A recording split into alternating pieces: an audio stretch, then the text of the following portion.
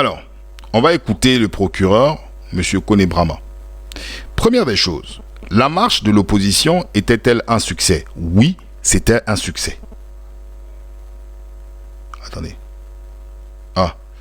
Oui, c'était un succès. La marche de l'opposition, c'était un succès. Est-ce que la marche a eu des résultats? Oui, la marche a eu des résultats. La preuve, tout le monde en parlait. Tout le monde en parle. Et la preuve, beaucoup ont dit qu'à partir de ce moment-là, Ouattara était un démocrate. Je vous ai montré au Togo, il y a eu des marches. Je vous ai montré même dans l'AES, il y a eu des marches. D'accord? Donc, c'est pour dire que ce n'est pas seulement qu'en Côte d'Ivoire, il y a eu des marches cette année en 2025. Je vous ai montré. Pour ceux qui n'étaient pas là, vous pouvez demander aux uns aux autres ici. J'ai eu à montrer. Donc, c'est fini. On va arrêter avec ce mensonge-là. On va plutôt évoluer. Maintenant, à la suite de cette marche, il y a une émission qui s'appelle NCI 360. La marche a eu lieu le samedi. NCI 360 vient. Les sujets. Fête de l'indépendance, nanani, nanana, ça ne m'intéressait pas. Voilà. Indépendance, pour moi, je trouve, un petit personnel n'est pas encore indépendant. Deuxième sujet. Deuxième sujet, on vient maintenant avec le procureur. Monsieur Brahma. Monsieur Brahma arrive, qu'est-ce qu'il va venir nous dire? C'est ça la question. Parce que lui-même, quand il arrive, déjà, il présente ses excuses. Il a été sollicité à multiples reprises. D'accord?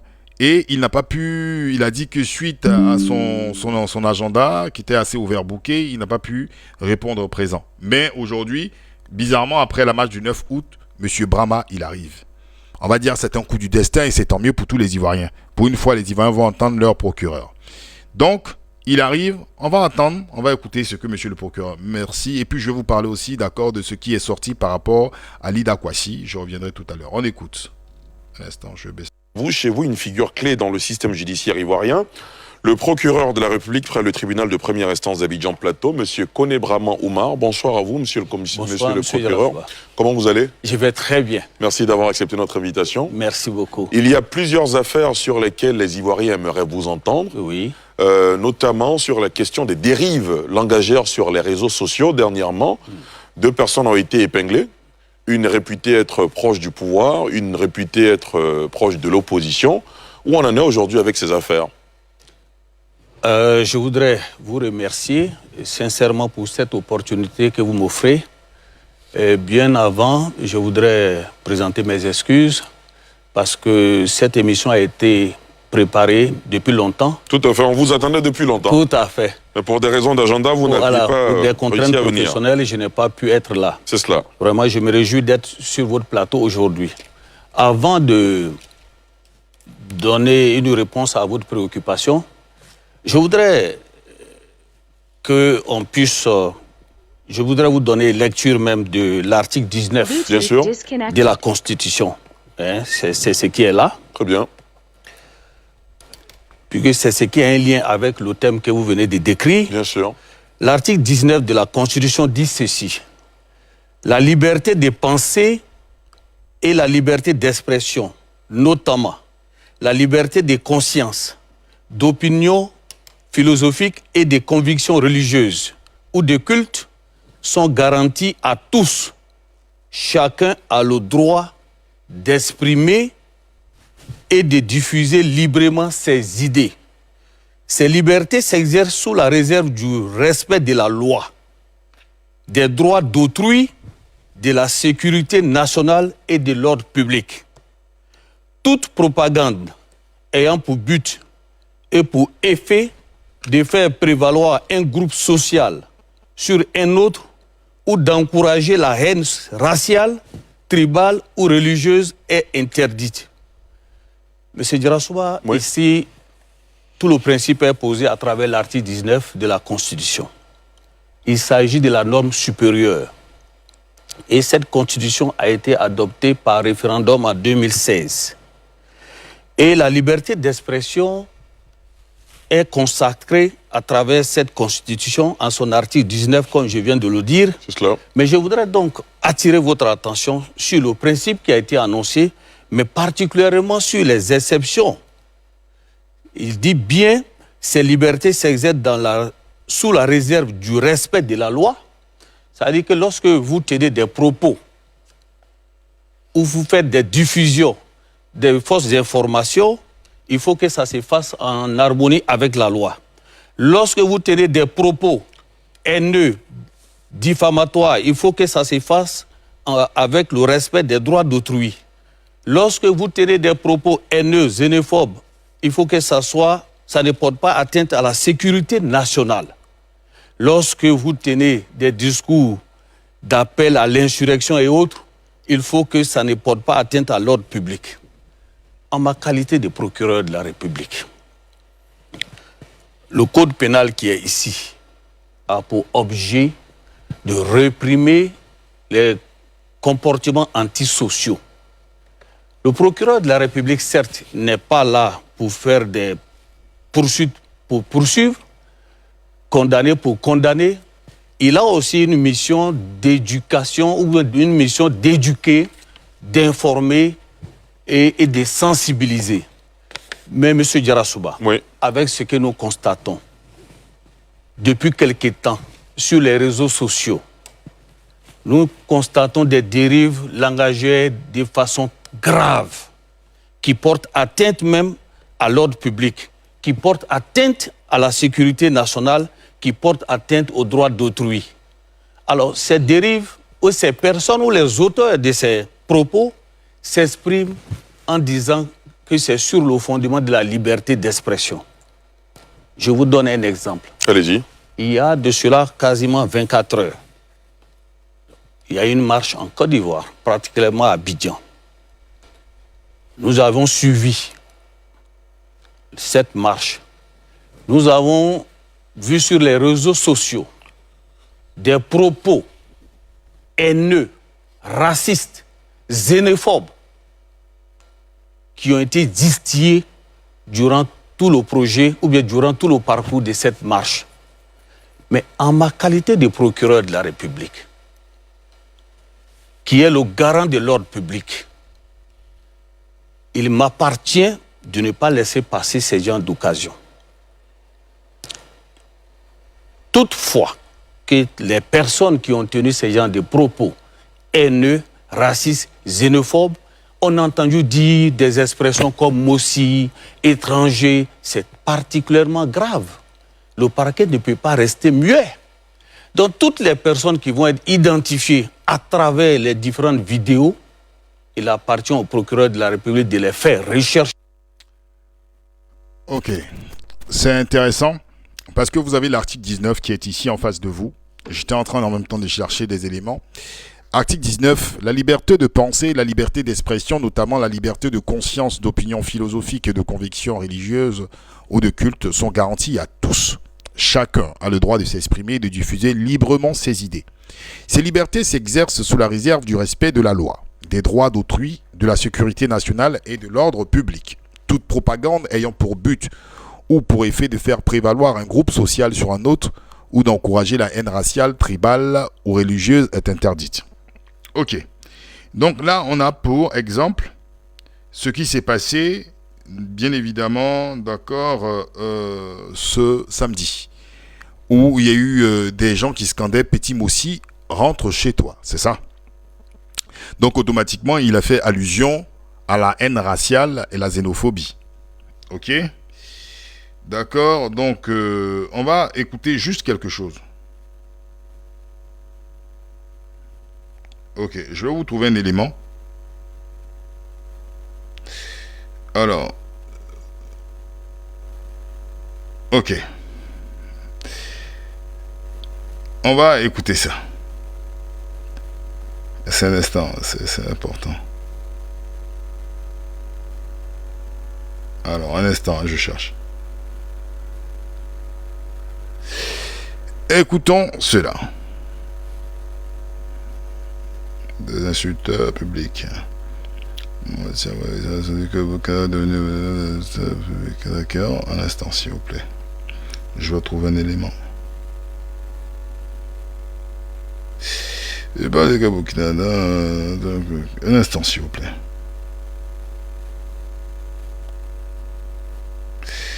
Un instant, je vais trouver un élément. D'accord.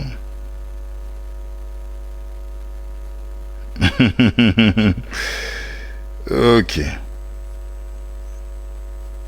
Ok. On va prendre un élément. C'est très intéressant. Ok. Écoutons ça. c'est récent, hein, parce qu'on parle de l'ordre public, sécurité nationale, c'est très important. Alors, tac, c'est parti. Un instant, tac, tac, tac, tac, tac. Je vais fermer ça. Écoutons. Nous, là, on peut prendre Ouagadougou, je te donne une journée. Nous, on peut prendre Ouagadougou. Nous, là, on peut prendre Ouagadougou, je te donne une journée. On peut prendre Ouagadougou. On est plus nombreux que les Burkinabés. On est plus armés que. On est plus instruits que. Et on a le renseignement. On a le renseignement avec les grandes puissances du monde. Qui te dit la guerre, là, t'es pas de. Nous, on peut prendre Ouagadougou. Nous, là, on peut prendre Ouagadougou, je te donne une journée. On peut prendre Ouagadougou. Bon, ok, je vais remettre, en fait, vous venez d'entendre un élément qui est très important, hein, d'accord? C'est même pas, il y en a tellement, d'accord? Voilà, on va juste fermer ça, et puis, voilà, on lit. La liberté de penser, la liberté d'expression, notamment la liberté de conscience, d'opinion philosophique et de conscience religieuse ou de culte sont garanties à tous. Chacun a le droit d'exprimer et de diffuser librement ses idées. Ces libertés s'exercent sous la réserve du respect de la loi, des droits d'autrui, de la sécurité nationale. Bon, il dit qu'il voit sur les réseaux. Des gens disent tout et n'importe quoi. Ça, c'est un élément, hein, d'accord, parce qu'on dit qu'on peut prendre Ouagadougou militairement, parce que celui, d'accord, qui vient de s'exprimer, je ne sais pas s'il connaît le dispositif militaire du Burkina Faso et celui de la Côte d'Ivoire, mais il dit, lui, il peut prendre Ouagadougou, en fait, en une demi-journée, il prend Ouagadougou, d'accord? Mais tu vas prendre Ouagadougou, pourquoi? C'est quoi tes intentions?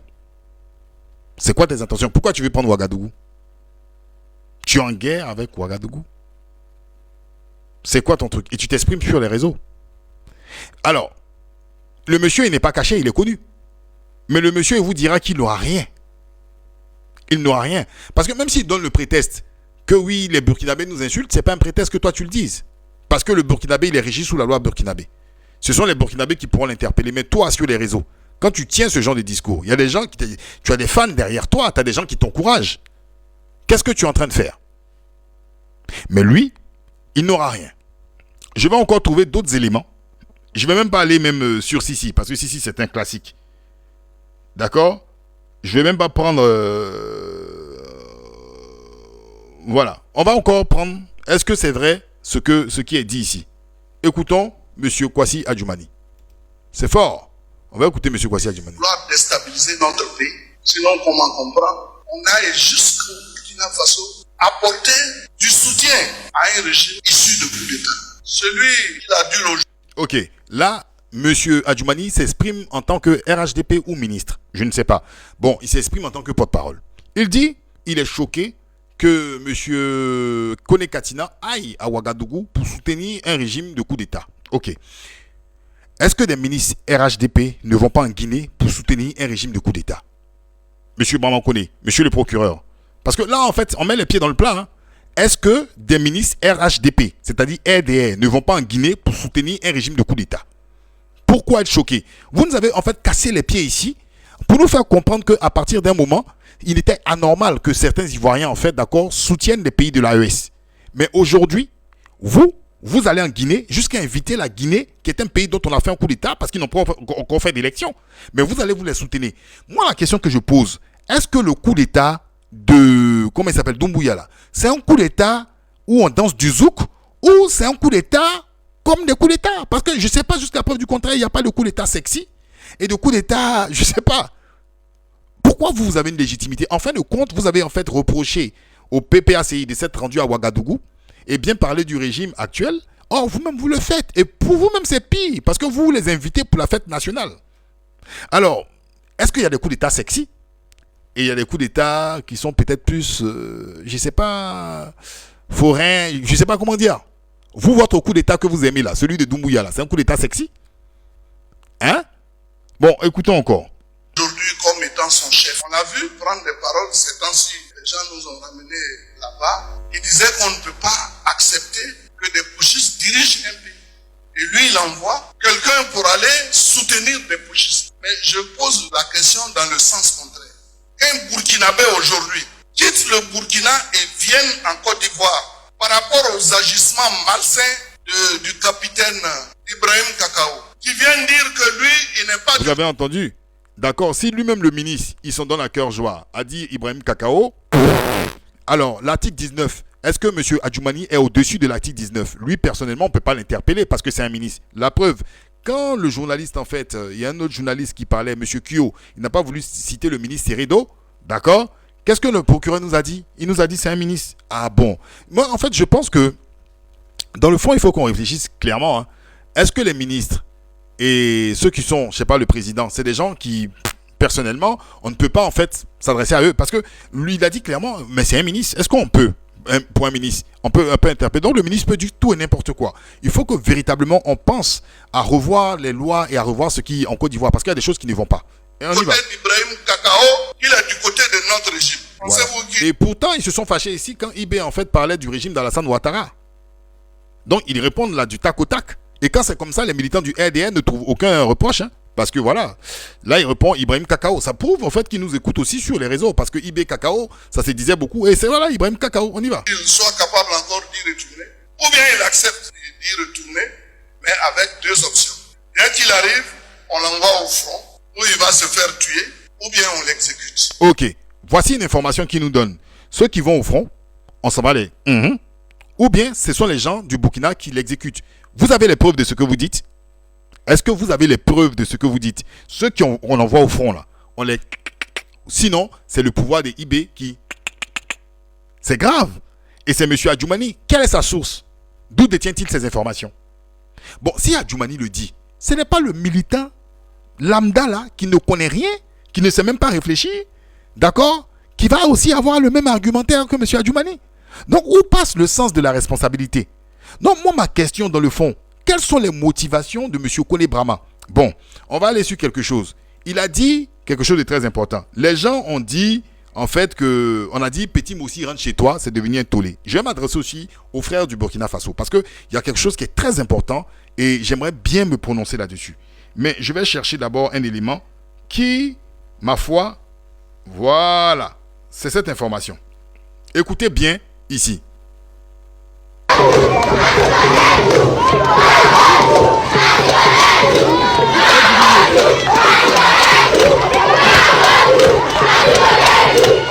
Bon, monsieur le procureur, bon, parmi eux, il y a des enfants, hein, déjà. Je ne sais pas ce qu'ils font à cette heure, mais il y a des adultes.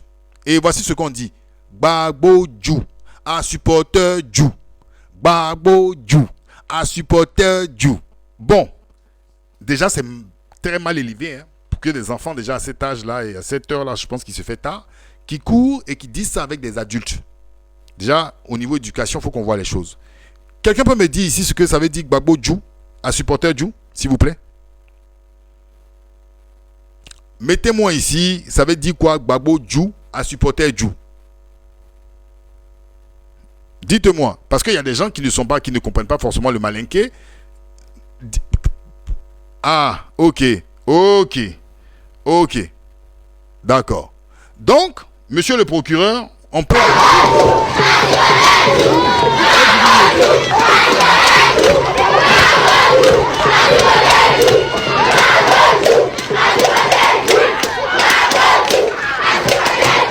Ceux-là, quand ils vont grandir, déjà, ils sont déjà formatés déjà dès le bas âge. Hein. Eux, pour eux, si déjà ils disent ça, ça veut dire que quand ils vont grandir, ils seront gamés. C'est des... Voilà. C'est des militants potentiels, fanatiques potentiels déjà. Voilà. Mais ils sont déjà trucs. Mais ça, bizarrement, le procureur n'a pas vu. Le procureur, il n'a pas vu ça. Il a vu juste où ils ont dit Petit Moussi, rentre chez toi. Petit Moussi, rentre chez toi. Et ce qui est intéressant, c'est que c'était un groupuscule. Parce que lui-même l'a dit, ils vont identifier les personnes. Tu sais que c'était pas 500 personnes. C'est un groupuscule de personnes qui l'ont dit. Ok. Je vais m'arrêter avant les dires du procureur. Et je vais faire afficher l'article 19. Je suis contre, et tous ceux qui m'écoutent, ils savent, je suis contre le type de propos quand on dit Petit Moussi, rentre chez toi. Parce que ce que je vais vous faire comprendre, les Moussi sont une catégorie de la population burkinabé. Tous les burkinabés ne sont pas Moussi. Je connais bien le peuple burkinabé, d'accord? Donc je tiens à vous dire ici, pour ceux qui pensent que quand on dit burkinabé, c'est tous des Moussi, c'est faux. Déjà, première des choses.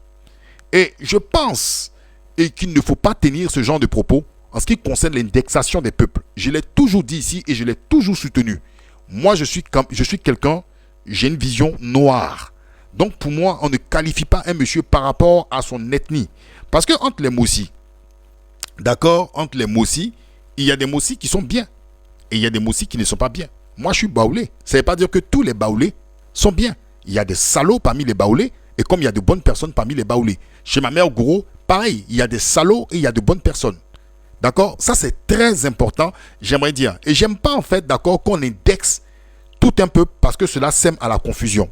Mais je vais m'adresser à la communauté burkinabé. C'est très important. Aujourd'hui, messieurs, quand vous voyez ces genres de choses où un groupuscule d'individus dit ça, ne prenez pas ça pour charger, pour mettre sur votre tête. Parce que ce que le procureur a voulu faire, il a voulu détourner l'esprit des gens par rapport à cette marche. Et fixer le doigt sur la réaction d'une portion d'individus, d'accord, d'une portion d'individus dans l'événement qui a eu lieu. Et apparemment, ça a marché parce que j'ai vu pas mal de frères qui disent qu'ils sont des panafricains, qui sont tombés dans ce jeu-là. Alors, moi, je ne comprends pas. Parce que vous voyez une portion de personnes, des gens vont manifester pour leurs droits, vont manifester pour leurs élections. Vous allez aussi généraliser et vous allez tomber dans le piège, en fait, du procureur. Quand vous avez suivi cet événement-là, vous avez vu que tout le monde disait « Petit Mossi, rentre chez toi ». Est-ce que tout le peuple burkinabé est engagé dans le combat d'Ibrahim Traoré? Il y a des Burkinabés qui passent leur temps sur les panels RHDP à vous casser complètement, à vous traiter des gens inintelligents, comme des voyants. Vous n'avez pas de cerveau, vous êtes dans la propagande. Vos propres frères le font. Monsieur Barry, qui va dans les meetings du RHDP, qu'est-ce qu'il fait? Il ne publie pas des choses contre votre pays. Il ne publie pas des choses contre votre pays. Il ne publie pas des choses contre les forces qui sont en train de combattre les terreaux nuit et jour.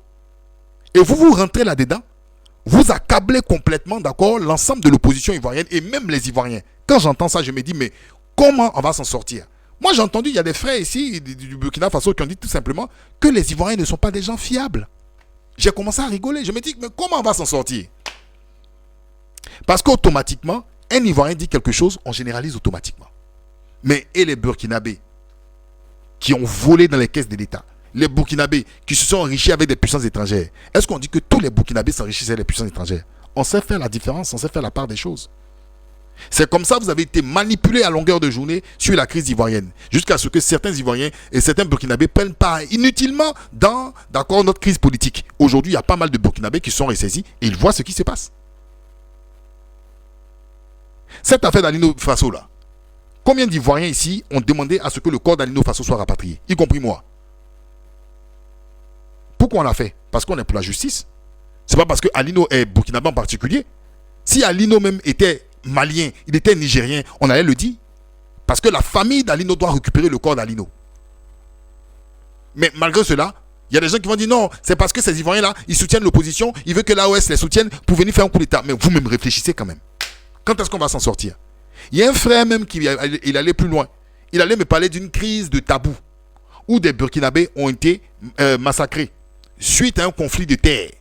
À cause des dits du procureur là, et de la petite partie où on a dit Petit Mossi, rentre chez toi là. Lui, il a chargé en même temps, il a laissé une affaire d'accord de tabou. Mais on a dit, mais dans ce cas-là, s'il y a eu un truc à tabou, le RHDP, le RDR de l'époque, a chargé cette affaire-là, mais pourquoi ils n'ont pas fait de procès? Pourquoi ils n'ont pas fait de procès pour donner réparation? Pourquoi ils n'ont pas dressé une stèle, comme les 8 femmes d'Abobo, pour que ça ne se passe plus en Côte d'Ivoire? Hein? Mais je ne comprends pas quelque chose. On nous dit ici, je vois les gars dans les commentaires qui disent que le FPI, le FPI a massacré pas mal de Burkinabés. Est-ce que vous avez les preuves même de ce que vous dites? Quand vous dites que le FPI a massacré les Burkinabés, vous avez les preuves. Vous savez de quoi vous parlez? Vous savez le FPI dans la clandestinité, ils étaient dans quel pays? Vous savez quand est-ce qu'il y a eu la pomme de discorde entre le FPI et le Burkina Faso? Vous le savez? Vous venez ici, vous venez vous asseoir, des gens vous racontent tout et n'importe quoi, et puis vous pensez que vous connaissez l'histoire. Vous pensez que vous connaissez l'histoire que qui ici? Moi, en fait, je vous dis, je ne m'apitoie pas sur les sujets, en fait, d'accord, de kiosque café. Ça ne m'intéresse pas. Il y a des gars qui sont au cœur même du système burkinabé et j'échange avec eux. Vous savez cette affaire de Burkina et la Côte d'Ivoire, là, ça commence depuis quand? Et lui demander ce qu'il y a entre le Burkina et la Côte d'Ivoire. Vous ne connaissez rien, c'est vous qui vous faites. C'est pour ça que vous partez votre temps à manipuler les journaux, là, les premiers journaux clandestins du FPI venaient du Burkina. Vous savez combien de fois le Burkina a aidé le FPI? Quand vous dites que non, Gbagbo avait promis de donner le port et autres là, vous basez sur qui? Il est dit de qui? Bernard Doza? Vous avez vu des documents qui sont signés? Vous avez déjà entendu Laurent Gbagbo le dire? Vous avez déjà entendu, comment dit Blaise Compaoré le dire? Il y a eu des accords. Mais vous ne connaissez pas les accords. Donc quand on ne sait pas quelque chose, on ferme sa bouche. On ne vient pas... là, vous faites du Yacouba Doumbia. D'accord? Et maintenant, il y a une rébellion. Ça, personne ne peut nier. Il y a une rébellion, il y a des photos. Il y a une rébellion qui s'est préparée à partir du Burkina Faso. D'accord? Ça, personne ne peut le nier. Même Ibé vous dit qu'il était au Burkina, il était à Ouaga. Bon, là, vous dites quoi? Est-ce que ce sont les Burkinabés qui ont invité le RDR à planter le drapeau du Burkina à Congo? Ou bien c'est le Burkina Faso qui vous a demandé de le faire? C'est pour ça que je dis que vous avez en fait manipulé en fait une bonne partie du peuple burkinabé. Et aujourd'hui, ce même peuple burkinabé, par rapport à l'AES, parce qu'ils ne sont pas en odeur de sainteté avec Alassane Ouattara, c'est vous-même qui insultez ce peuple burkinabé. Vous les traitez de moins que rien. En fait, vous avez une existence qui est liée à un seul monsieur qui s'appelle Alassane Ouattara. C'est juste ça. Bon. Maintenant, moi ce que j'aime bien aussi les preuves de l'histoire. Ici, moi je ne connais pas l'ethnie de M. Ouattara. Mais je sais quelque chose. C'est ça. Écoutons.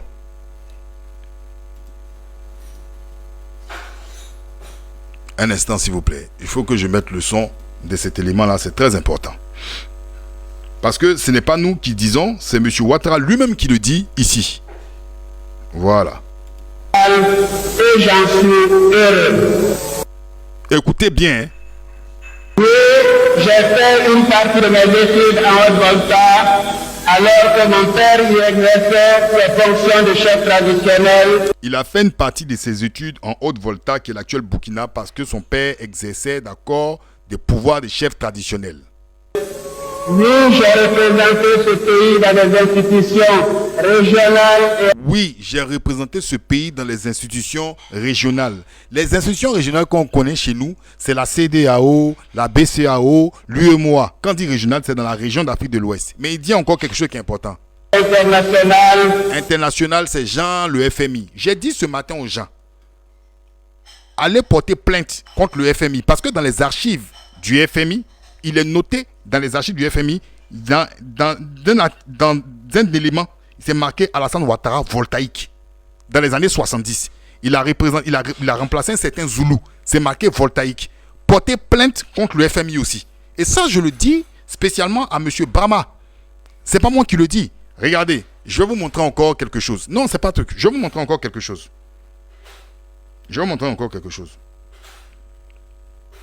Encore un autre élément. Attendez. Alors, écoutez ici. Le représentant de la jeunesse du RHDP. On a vu l'empêcher donc. Mais c'est vrai, moi ou pas? On a été, mais c'est vrai, c'est prévu. Oui, mais tout le monde assume. Non, on assume. Vous voyez, Mais il n'a jamais dit non. il y a un partisan du RHDP qui confirme ça. Dieu merci. Oui. Dieu merci. Mais il est connu. Donc tu confirmes, non? Je confirme Il était que le burkinabé. président central a eu la nationalité burkinabé. Non, pas eu. Ok. Vous avez entendu. Il s'appelle Baudouin Yapo, représentant de la jeunesse du RDR. Voici ce que Baudouin Yapo nous dit ici. Que M. Alassane Ouattara, il confirme qu'il a eu la nationalité burkinabé. Parce que Ouattara, pour que tu puisses travailler, parce que votre prétexte, moi je vous dis clairement, quand on vous dit comment il a remplacé le père de Roch Marc Kaboré, non, il a remplacé le père de Roch Marc Kaboré parce que Oufouette, d'accord, Oufouette a écrit un truc. Ça c'est, d'accord, donc on parle d'institution régionale. Mais quand il dit institution internationale, c'est le FMI. Il a représenté, d'accord, il a remplacé M. Zoulou dans les années 70 en tant que voltaïque. Maintenant, si on vient dans quelque chose qui est très important, parce qu'il y a un article que vous utilisez aujourd'hui là, l'article 48, que vous utilisez contre Tidiane Thiam. Pourquoi? Vous dites que Tidiane Thiam a opté pour la nationalité française état-major. Alassane Ouattara là, il a eu sa nationalité ivoirienne quand? Parce que vous dites que ces papiers sont sortis dans les années 80. Si c'est dans les années 80, Alassane Ouattara était, d'accord, majeur. Mais est-ce que Ouattara a fait un document où il a renoncé, d'accord, à sa nationalité voltaïque? Si on veut aller dans cette logique, parce que, d'accord, il y a des éléments qui sont trucs ici. Pourquoi le procureur n'a pas interpellé M. Baudouin Yapo? Parce qu'il est au RDR ou parce qu'il est particulier? Regardez. Voici ce que Baudouin dit. Il s'est privé d'une autre nationalité. On a voulu l'empêcher donc. Mais c'est vrai. On l'a été, mais c'est vrai, il s'est privé, oui. Oui, mais tout le monde assume. Non, on assume. Vous voyez. Mais il n'a jamais dit non. Mais vous êtes des comédiens, M. Boubix. Quand tu sais un pays en tant que voltaïque dans une institution internationale, tu sais avec quoi? Moi, la question que je me pose, il y a un mystère autour de M. Ouattara. Et j'ai échangé avec un ami, j'ai dit, il y a des gens comme ça, d'accord, qui sont comme des pions. Donc on refait toute leur identité, on refait une autre histoire. Mais lui-même, il dit de sa propre bouche, il a servi dans les institutions régionales. Et il a servi à l'international. Bon, il a servi à l'international où? En tant que voltaïque. Parce qu'il a dit qu'il en est fier. Monsieur Boubix, est-ce que c'est un clone ou bien c'est de l'intelligence artificielle qui parle? Mais lui-même, il a ouvert sa bouche. Donc c'est un menteur. Monsieur Boubix, Ouattara est un menteur. C'est vous qui le dites. Non, attendez, il va nous répondre. Monsieur, donc Ouattara lui-même, monsieur Ouattara lui-même, en fait, il a dit des choses pour amuser la galerie. Et on va voir ce qu'il va écrire. Monsieur Boubix, Ouattara lui-même, là, quand il parlait là, bon, je vais remettre. Bon, attendez. Parce que franchement, c'est compliqué le français. C'est très compliqué. Vous voyez comment les gens la manipulent? Attendez. Il dit... Attendez. Je vais remettre pour lui. On va écouter. Et j'en suis heureux. Oui, j'ai fait une partie de mes études en Haute-Volta, alors que mon père y exerçait ses fonctions de chef traditionnel. Oui, j'ai représenté ce pays dans des institutions régionales et... Il a représenté la Haute-Volta dans les institutions régionales et internationales. C'est-à-dire, quand il dit « et » là, ça fait deux choses. Il a représenté, d'accord, dans les institutions régionales et dans les institutions internationales. Bon, vous avez dit que quand il était à la BCAO, c'est Oufoué qui a fait une dérogation spéciale. C'est ce que vous avez dit, d'accord. Bon, dans international, là, il a servi où? Avec, parce qu'il dit en tant que voltaïque. Il a représenté en tant que voltaïque. Ok? Donc, il a représenté avec quel document? Parce qu'il pouvait représenter les trucs internationaux en tant qu'Ivoirien. S'il dit qu'il a représenté il a représenté la Haute-Volta dans les institutions régionales et internationales, mais ça veut tout dire. Montre-moi quelqu'un qui a représenté un pays africain avec une autre nationalité dans une institution internationale. Non mais je ne comprends pas. En fait, je vais remettre encore. Parce que attendez. Je remets. Oui, j'ai fait une partie de mes études en Haute-Volta, alors que mon père y exerçait ses fonctions de chef traditionnel. Oui, j'ai représenté ce pays dans des institutions régionales et internationales et j'en suis heureux. Ok, il a représenté ces institutions-là, d'accord. Les gars me font regarder le commentaire. En fait, je vais vous faire comprendre. Moi, je ne cherche pas à vous convaincre. Quelqu'un qui est buté dans son cerveau, c'est pas moi qui vais vous convaincre. Parce que parmi vous qui parlez là, il y a certains qui ont 25 ans, 20 ans. Et vos parents même là, ils vous ont dit que Ouattara, c'est un dieu. Je peux pas en fait, moi je peux pas vous convaincre. Vous êtes buté dans votre tête. C'est-à-dire il n'y a aucune cohérence de réflexion. D'accord? Tu me parles de consul. Quelqu'un te dit qu'il a représenté la Haute-Volta dans des institutions régionales et internationales. Tu me parles de consul. Tu es sérieux toi? Le consul, et puis quand tu dis le consul c'est différent. Le consul c'est différent. C'est sur le plan diplomatique. On te parle d'institution, tu me parles de consul. J'ai dit, parmi vous là, vous avez 25 ans. Votre papa, déjà même était RDR. Ils vous ont dit Ouattara descend du ciel. C'est pas moi qui est venu vous convaincre. Mais heureusement que là, c'est une vidéo d'Alassane Ouattara. Le procureur ne peut pas me poursuivre. Est-ce que vous comprenez? C'est une vidéo d'Alassane Ouattara. On ne peut pas me poursuivre. Bon, ok. Je vais vous mettre un autre élément encore pour finir avec ça. Parce que c'est important. On va avancer sur les dits du procureur. On y va. Un instant. Parce que quand on parle ici, et puis en passant, dites à Baudouin Yapo. Hein. Non, c'est important. Attendez. C'est important.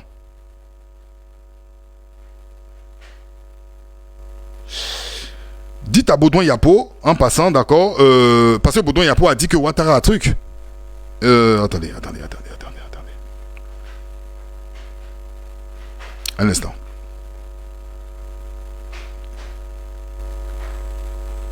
Dans la lutte contre le terrorisme. C'est le message du chef d'état-major général de la gendarmerie aux populations de Sendou. C'est pourquoi 20 motos sont remis à l'occasion aux forces de défense et de sécurité par l'Alliance des petits-fils de Draman Ouattara.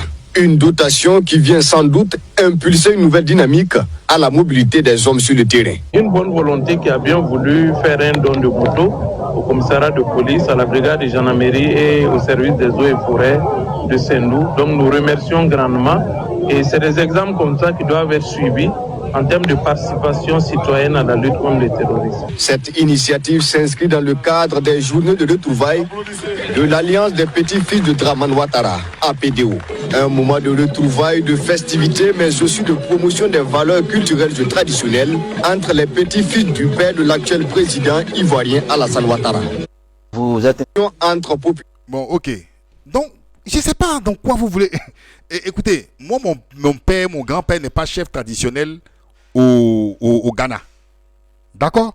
Mais quand je prends des éléments là, où je coupe là, je vois là, voilà, c'est clair. Allez porter plainte aussi sur BF1. Si Ouattara n'a pas fait de don, cette vidéo là, elle est virale devant tout le monde. Mais je sais pas. Moi, je suis en train de vous mettre. En fait, j'ai pas le temps. Hein. En fait, il faut qu'on soit clair. J'ai pas le temps avec vos bêtises là. J'ai pas le temps. Vous pouvez croire, penser ce que vous voulez penser. Moi, j'ai dit, je ne suis pas venu pour vous convaincre. Mais je viens ici et je mets des éléments, d'accord, qui existent. Et le procureur doit porter plainte contre ces médias-là. Il doit faire son travail. C'est pas aller voir des gens qui vont marcher, qui vont dire, petit Mossi, rentre chez toi, il va perdre son temps. Il faut porter plainte contre des médias qui ont sorti des trucs et tout. Et puis, il faut aller justifier. Et puis, même la vidéo de M. Ouattara, là, il faut que le procureur pose des questions. Et puis, Baudouin Yapo, d'accord, Baudouin Yapo a dit ici que M. Ouattara, d'accord, M. Ouattara a utilisé une autre nationalité. Donc, qu'il fasse comme Tidiane Thiam. Article 48 du Code de nationalité. Pourquoi Ouattara ne va pas le faire? Quand on veut être un exemple là, on commence à balayer devant sa maison. Vous avez reproché à Thiam, non? Qu'il est quelque chose, non? Donc, voilà. Est-ce que vous comprenez? Commencez à appliquer la loi chez vous. Ouattara, il a servi... Il y a rien qui me dit qu'il était consul. Il était consul où? Montrez-moi un noir qui a pris la nationalité d'un autre pays pour représenter, d'accord, ce pays-là dans une institution internationale et régionale à la fois. Montrez-moi un noir. Mais, monsieur, les documents là, je vais vous dire quelque chose. Moi, il faut que je sois clair. Je vais même plus parler de ça avec vous-même. J'ai pas le temps. Les documents là, tu sais que dans ton pays, la Côte d'Ivoire là, des gens arrivent à faire même 4 pièces d'identité en une journée. Monsieur Boubix, Assalé Tiemoko a fait, d'accord, l'éléphant déchaîné. Ils ont fait, d'accord, des investigations là-dessus. En Côte d'Ivoire, là, on peut faire 4 pièces d'identité. En Côte d'Ivoire. 4 pièces d'identité, monsieur Boubix. Donc, pour moi, les documents, je ne vais jamais me fier aux documents. Heureusement qu'il y a des sources d'archives.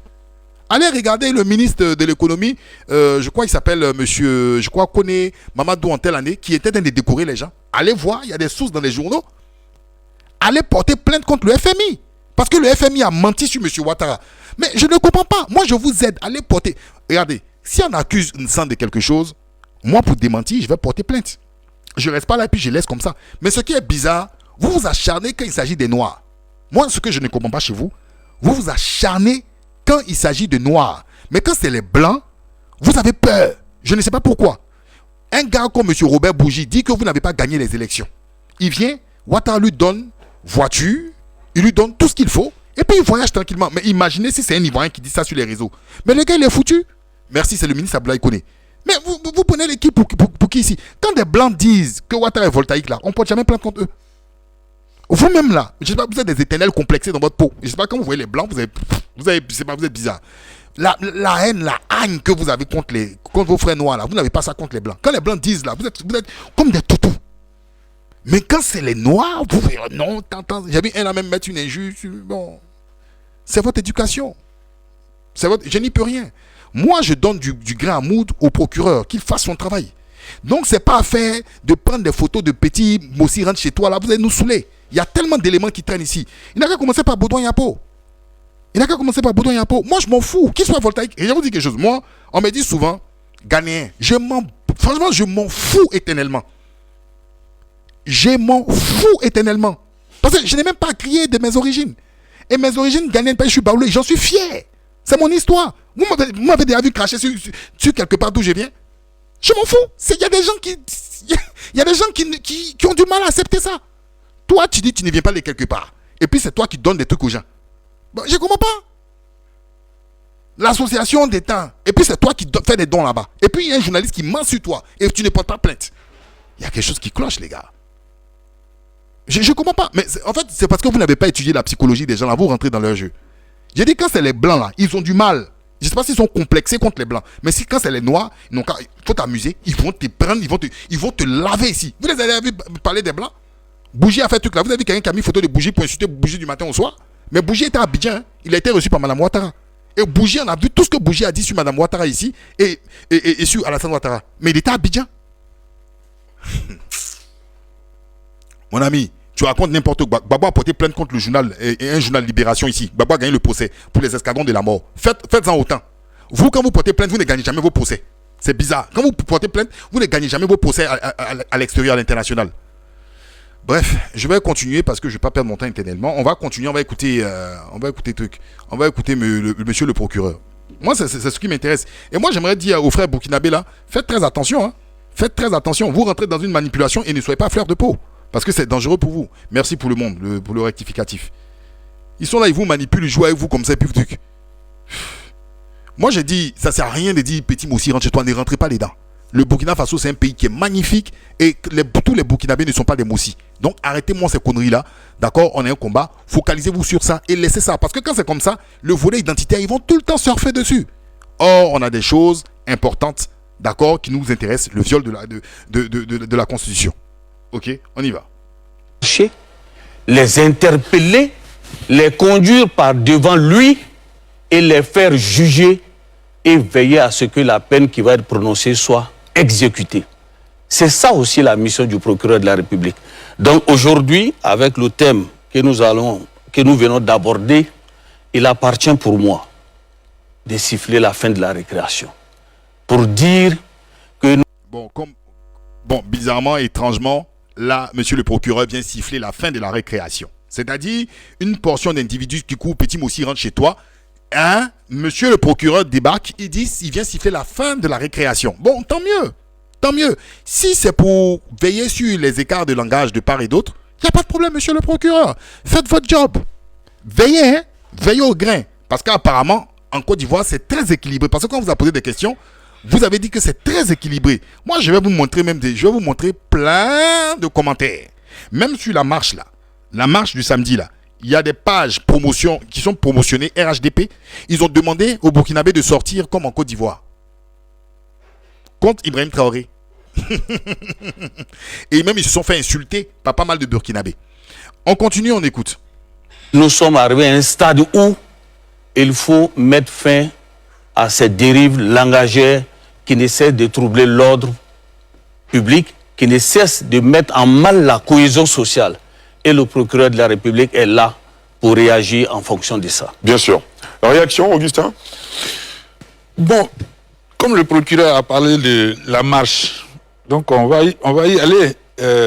La marche s'est déroulée à Yopougon. Lui, il est le procureur du plateau. En quoi ça l'intéresse? Bonne question. La marche s'est déroulée à Yopougon. Mais les propos haineux, tout procureur de la République peut s'en saisir pour pouvoir engager des poursuites. Mais pour ma part, les propos haineux qui ont eu lieu et qui portent atteinte à des institutions de la République, notamment le président de la République, on n'a pas besoin d'attendre que ce soit forcément le procureur de Yopougon ou bien le procureur du Plateau. D'accord, donc ça veut dire en fait, à partir du moment où le procureur il dit qu'il s'agit d'une institution de la République, quand une institution de la République est attaquée, le procureur réagit automatiquement. Ma question est de savoir, est-ce que quand une institution fait l'effet inverse, c'est-à-dire attaque un individu, le procureur ne s'en saisit pas? En fait, ce qu'il dit est grave. Et moi, j'ai l'impression qu'on dit la justice, elle est pour tous. Mais on a l'impression que, en fait, quand certaines personnes sont dans des institutions, ces personnes sont des rois. La démocratie, là, en fait, donc, en fin de compte, c'est quoi? Non, en fait, c'est un leurre. On nous ment. On nous ment, en fait. Donc, le procureur, qui normalement n'est pas censé travailler que pour les institutions, c'est pas son rôle. Quand on parle, d'accord, il est chargé de la chose publique. La chose publique, on s'inclut là-dedans. Mais pourquoi le procureur fait tant fait tant de favoritisme, en fait, aux institutions? Et ceux qui incarnent ces institutions, si ces gens qui incarnent ces institutions, d'accord, sont déraillent ou dévient, le procureur s'en saisit pas. Il s'en saisit pas. C'est la question qu'il faut se poser. Maintenant, moi, entre-temps, j'ai eu à faire des recherches quand même, c'est important. Très important parce que on va pas parler dans le vide. Alors, j'ai eu à faire des recherches. Voilà, on va regarder, il y a un élément même que je vais mettre après. D'accord? Alors, c'est ça. Je vais vous faire voir ça. Tac.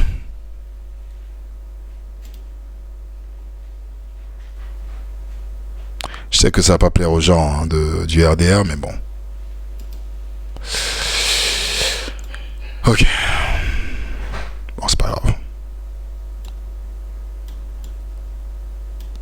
Ok. Puis on part à Abidjan. Imaginez un peu. Une infraction, là, à Yopougon, quartier plein de vie.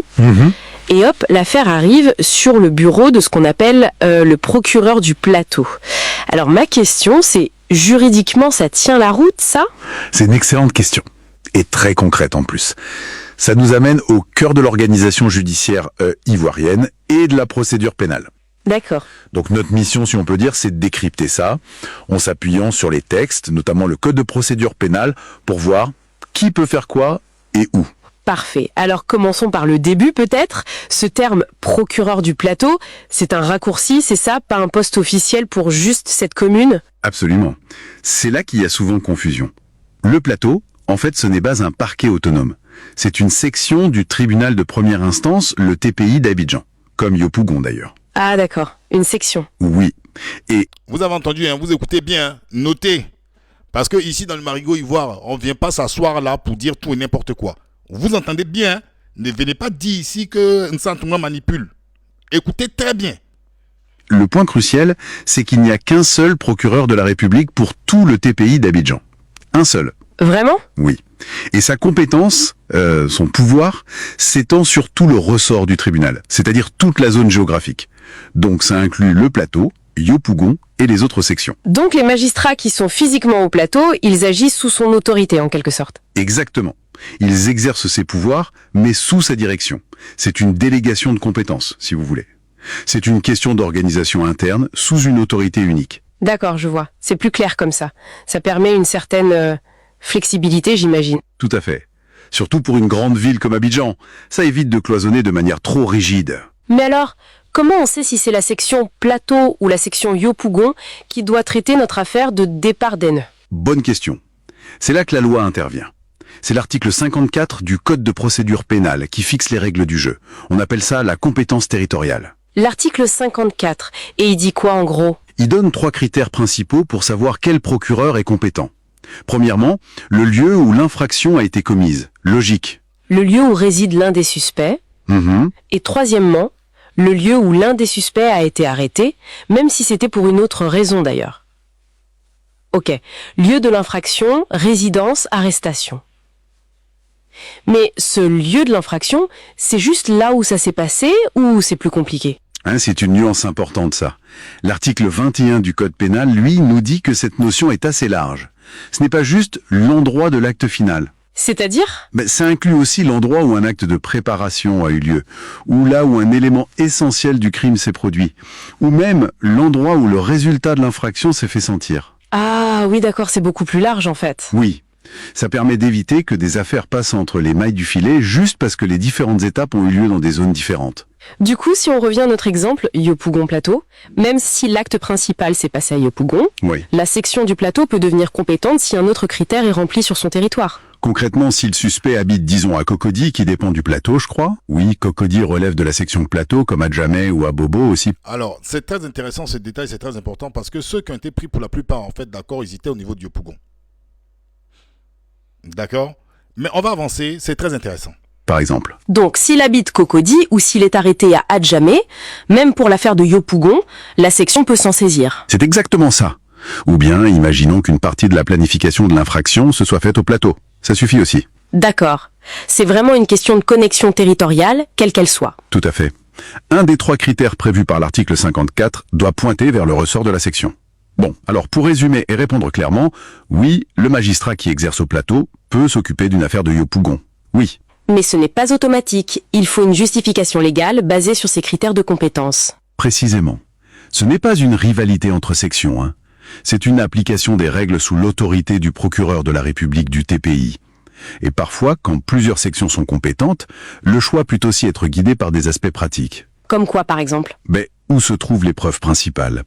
Où habite le témoin clé? Ou le suspect principal? Voilà. C'est une gestion interne pour être efficace, toujours sous la supervision du procureur. Tout à fait. Le déclic, le AA moment, c'est vraiment de comprendre cette structure. Un chef d'orchestre unique pour tout le TPI et des sections locales qui appliquent des règles de compétences assez souples. Exactement. C'est ça l'idée maîtresse. Une justice unifiée mais déconcentrée, avec des règles faites pour couvrir toutes les situations et éviter les vides juridictionnels. Logique et efficace, sur le papier en tout cas. Mais, et c'est peut-être la pensée pour la fin, même si c'est parfaitement légal et fonctionnel, comment les gens, les justiciables, perçoivent ça? C'est intéressant comme question. Est-ce que le fait que leur affaire, celle de leur quartier, soit traitée par une section ailleurs, est-ce que ça peut jouer sur leur confiance dans le système, même si juridiquement, tout est correct? C'est une excellente question de réflexion, effectivement.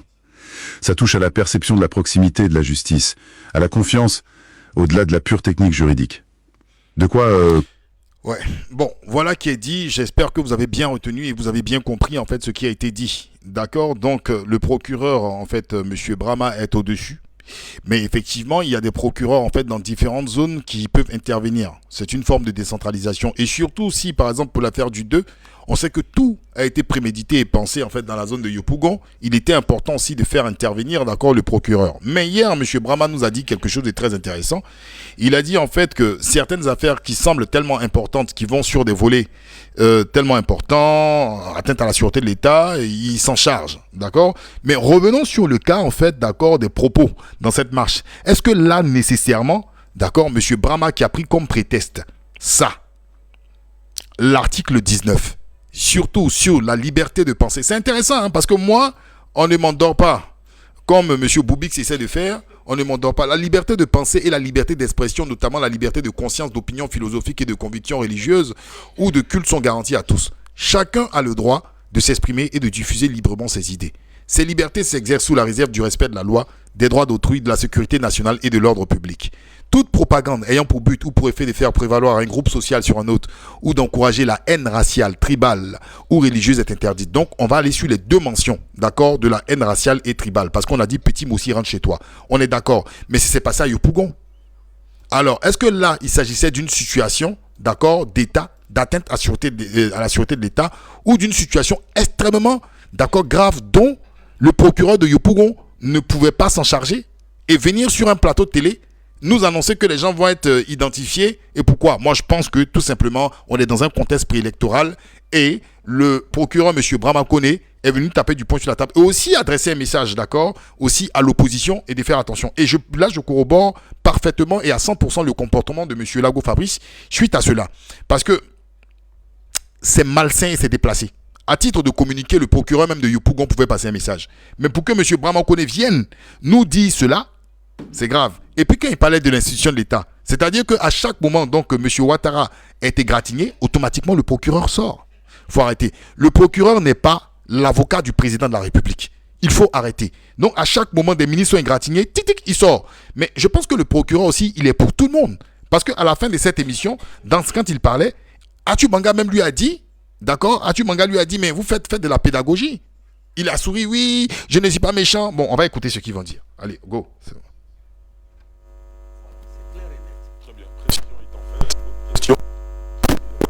Un instant. Pardon. Qui commence à... Un instant. Dans l'opposition, partout, en tout cas, il y a un bon nombre de militants des partis politiques qui sont arrêtés. Est-ce que ça répond effectivement à ce que vous venez de dire ou alors il y a d'autres délits qui sont commis, par exemple les gens de la JPDCI, il y a aussi PPACI. Il n'y a pas longtemps, j'ai cru entendre que Lida Kwasi avait été également maintenu en détention. Je ne sais pas si l'information est juste, mais je pense que les gens ont besoin d'être rassurés. Parce qu'ils ont le sentiment que dès que vous dites quelque chose, on vient vous arrêter, parfois dans des conditions extrêmement floues. On ne sait pas quel est... Il y a des gens qui viennent en civil et qui continuent d'arrêter les gens. Monsieur, vous pouvez vous prononcer sur ces faits-là? Non. À ma connaissance, ce ne sont pas des hommes qui viennent en civil qui procèdent à des arrestations. Vous savez, le procureur de la République ne fait pas de la politique. Le procureur de la République ne choisit pas un camp. Soit il est de l'opposition, soit il est du parti au pouvoir. Non. Tous les citoyens sont égaux devant la loi. Toute personne qui a été arrêtée, c'est en fonction de l'acte antisocial qu'il a posé. L'acte posé qui est en contradiction avec le code pénal dont j'ai parlé tout à l'heure. Donc, quand vous dites de rassurer, mais je voudrais dire qu'au contraire, ce que nous faisons, c'est ce qui rassure. C'est ce qui rassure. Parce que les actes qui sont posés, c'est des actes qui sont constitués d'infractions à la loi pénale. Alors, il ne faut pas les laisser passer. Il faut éviter qu'on soit dans une situation de chien-lit. Le désordre ne doit pas passer. Toutes les personnes qui ont été interpellées à la suite des instructions du procureur de la République, ces interpellations ont été faites sur la base des infractions prévues par le code pénal. C'est clair et net. Très bien.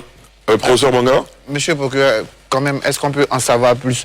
C'est vrai que vous le dites, vous ne choisissez pas de parti, mais je ne sais pas si c'est le hasard ou malheureusement ou heureusement, 90% des gens qui sont détenus aujourd'hui viennent de l'opposition.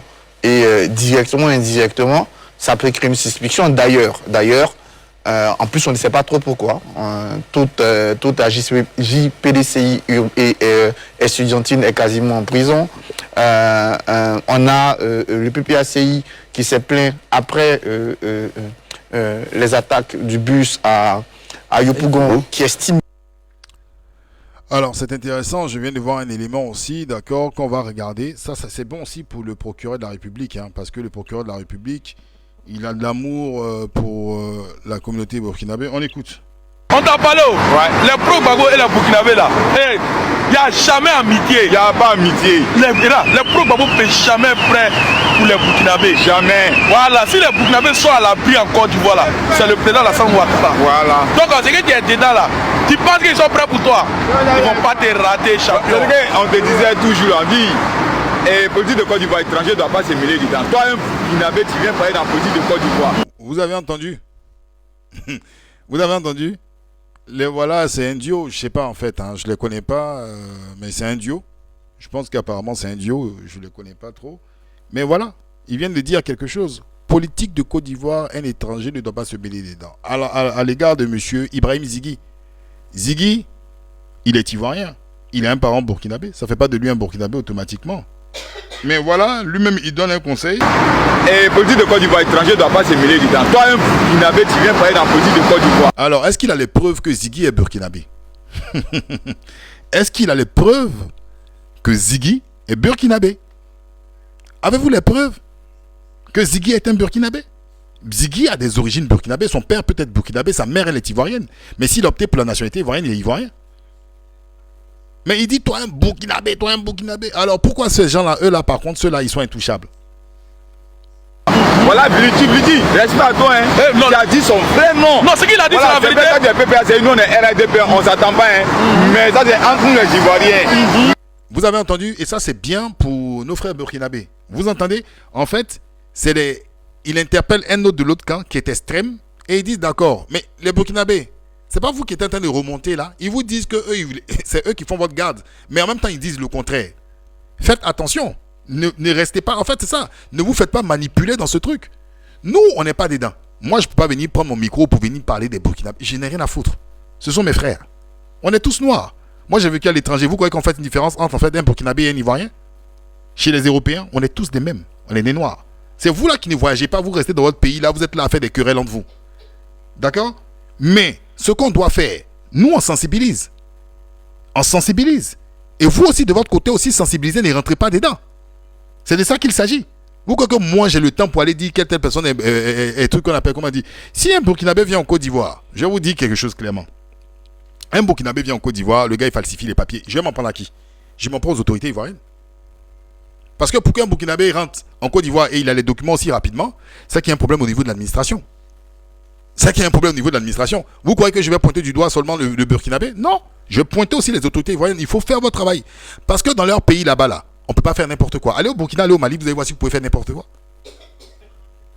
Donc, il faut s'en prendre à nous-mêmes, on n'est pas sérieux. Et souvent, on le fait à des fins. On a besoin de l'étranger par moment, et quand c'est serré, on rejette l'étranger. Donc, il faut qu'on soit sérieux. Il faut qu'on soit très sérieux. Mais ce qu'ils sont en train de dire là, c'est punissable par le procureur. Mais le procureur jamais n'est sorti. Comme par hasard, il y a eu une marche. C'est dans la petite partie là. C'est là le procureur a été inspiré pour venir en fait pointer du doigt. Avançons et on va voir d'autres choses. Parce qu'il y a d'autres éléments sur lesquels je vais venir. Que la justice, en tout cas qui vous accuse en quelque sorte d'arrêter ces militants. Hier, on a eu Lida Kwasi et je crois un ambassadeur qui sont proches, Kone Boubacar, qui ont été arrêtés. Ça fait beaucoup quand même sans qu'on ne sache trop pourquoi. Est-ce que bon, peut-être que vous allez nous expliquer pourquoi, mais si vous n'expliquez pas, est-ce que vous ne comprenez pas aussi cette suspicion? D'ailleurs, qu'est-ce qui s'est passé, par exemple, avec les gars du AJCPDCI? Qu'est-ce qui se passe avec Lida Kwasi Moïse et Kone? Où en sommes-nous avec les attaques du bus? D'autant plus que certains témoignages sont mis en cause par des partis politiques, notamment le PPACI dans ces communiqués. S'agissant de la question de la JPDCI, il s'agit de 3 jeunes gens. Et vous avez tous vu sur les antennes ou bien sur les réseaux sociaux la vidéo qui a circulé. Ils ont procédé à... Ok, ça tombe bien, j'ai la vidéo. On va regarder la vidéo, c'est très important. Aujourd'hui, on est venu pour comprendre les choses et expliquer les choses, comment les choses... Très mobilisé. De rester très mobilisé. Parce que je profite de l'occasion pour lancer un appel à toute la jeunesse du PDCI MDA, à toute la jeunesse ivoirienne, de rester mobilisé, de rester très mobilisé, de rester très mobilisé. Parce que bientôt, les mots d'ordre vont suivre. Bon. Monsieur Brahma, est-ce que... non mais... Donc si moi j'ai fait une vidéo de rester très mobilisé, car bientôt des mots d'ordre vont être donnés. Donc on peut m'arrêter. Attendez, non. Non, moi je veux savoir, j'ai beaucoup de respect pour l'école de Côte d'Ivoire, j'ai beaucoup de respect. Donc, si je fais une vidéo, non, je veux savoir, mais c'est la vidéo là que je vous ai sortie là? Ou bien il y a d'autres vidéos? Parce que moi, c'est la vidéo que je connais. Je pose la question à tout le monde ici. Vous êtes 633 personnes. Dites-moi, avez-vous d'autres vidéos? Avez-vous d'autres vidéos des jeunes du PDCI? Si vous avez cette vidéo, donnez la vidéo. Bon, c'est laquelle des vidéos? Non. Avez-vous d'autres vidéos? Si vous avez d'autres vidéos, donnez-nous le site. Quelqu'un va me donner ça rapidement. Avez-vous d'autres vidéos? Attendez. Avez-vous d'autres vidéos? Je suis en train de lire les commentaires. Il y a un qui a dit que non, c'est pas ça. Donnez-nous. Avez-vous d'autres vidéos? Je vous ai dit ici, dans le Marigot Ivoire, on ne vient pas jouer. Avez-vous d'autres vidéos? Non, ils n'ont qu'à nous donner des vidéos.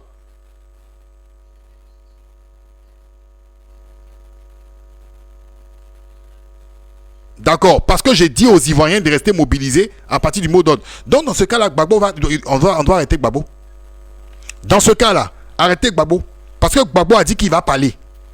Gbagbo a dit qu'il allait parler. Gbagbo a dit qu'il allait parler. On s'en souvient. Gbagbo a dit qu'il allait... Mais arrêtez Gbagbo dans ce cas-là. Si c'est ça là seulement là, je remets la vidéo. Non mais franchement... Attends.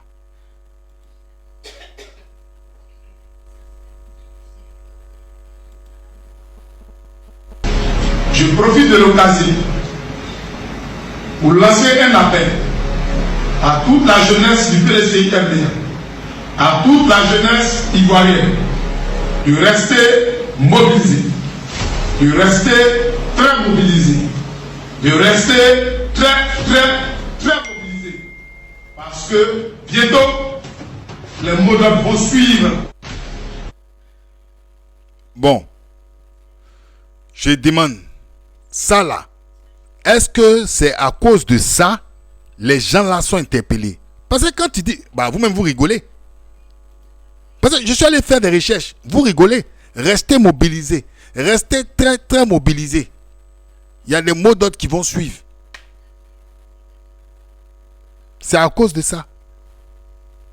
Non, vous-même, les gens même sont débat.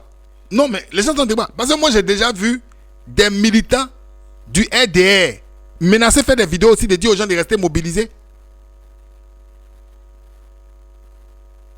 Attendez, je vais vous donner la vidéo. Un instant. Et lui-même on dit qu'il n'est pas du RDR, mais il parle au nom du RDR. Attendez, je vais vous montrer. On a parlé de lui. Alors, regardez ici. Vous voyez que c'est un jeu. Décidez à vous remettre dans les rues, au plateau. Les militants de RHDP, tout le monde dans les rues, au plateau, le 2 août. L'appel est lancé par le général Bob le Manquet de la favela. Ok. La rencontre où Touré Mamadou était à Stalingrad. Quand Touré Mamadou était à Stalingrad en France, avec la ministre de la Cohésion, Miss Belmondo, celle qui a traité les gens de Zozo là. Lui, il n'était pas là-bas. Il n'était pas là-bas, lui. Il était là-bas. Quand on est républicain là, il faut commencer dans sa maison. En fait, c'est vous qui soutenez M. Brahma là, vous devez compter dans votre maison. J'ai dit, Touré Mamadou était là, Miss Belmondo était là, et lui là, il était à leur côté. Et hier, monsieur le procureur dit que on peut lancer des trucs internationaux contre les gens. Mais bon, la République là, c'est quoi? Non, mais la République même là, c'est quel exemple vous donnez? Quel exemple vous donnez? Et il avait parlé avant de son truc des tendons. Il avait dit ça bien avant. Mais il était dans votre mouvement. C'est l'impunité. Vous venez jouer en fait aux gens droits. Mais pourtant, vous n'êtes pas droit. Lui, il s'assoit tranquillement et puis il parle. Et puis, il côtoie des gens du RHDP. Lui, là, il côtoie des gens du RHDP. C'est pas le RHDP que vous a fait. Ça va quelque part. C'est pour ça que je vous dis que votre affaire de trucs là, moi, je ne crois pas. Écoutons. Le dossier Sofa, Anité Tougouni. Je demande aux autorités ivoiriennes de fermer toutes les frontières. Le général donne l'avertissement à l'opposition. Si vous décidez à vous remettre dans les rues, au plateau, les militants de RHDP, tout le monde dans les rues, au plateau, le 2 août. L'appel est lancé par le général... faut revoir ton téléphone, hein, parce que tout le monde entend. Quand c'est comme ça, sors de la vidéo et tu reviens. Le son, ça me perturbe. Tout le monde entend. Vous entendez, non? Quand je parle. Vous entendez quand je parle, non? Hein? Alors, donc tu ressors de dire le son, ça perturbe.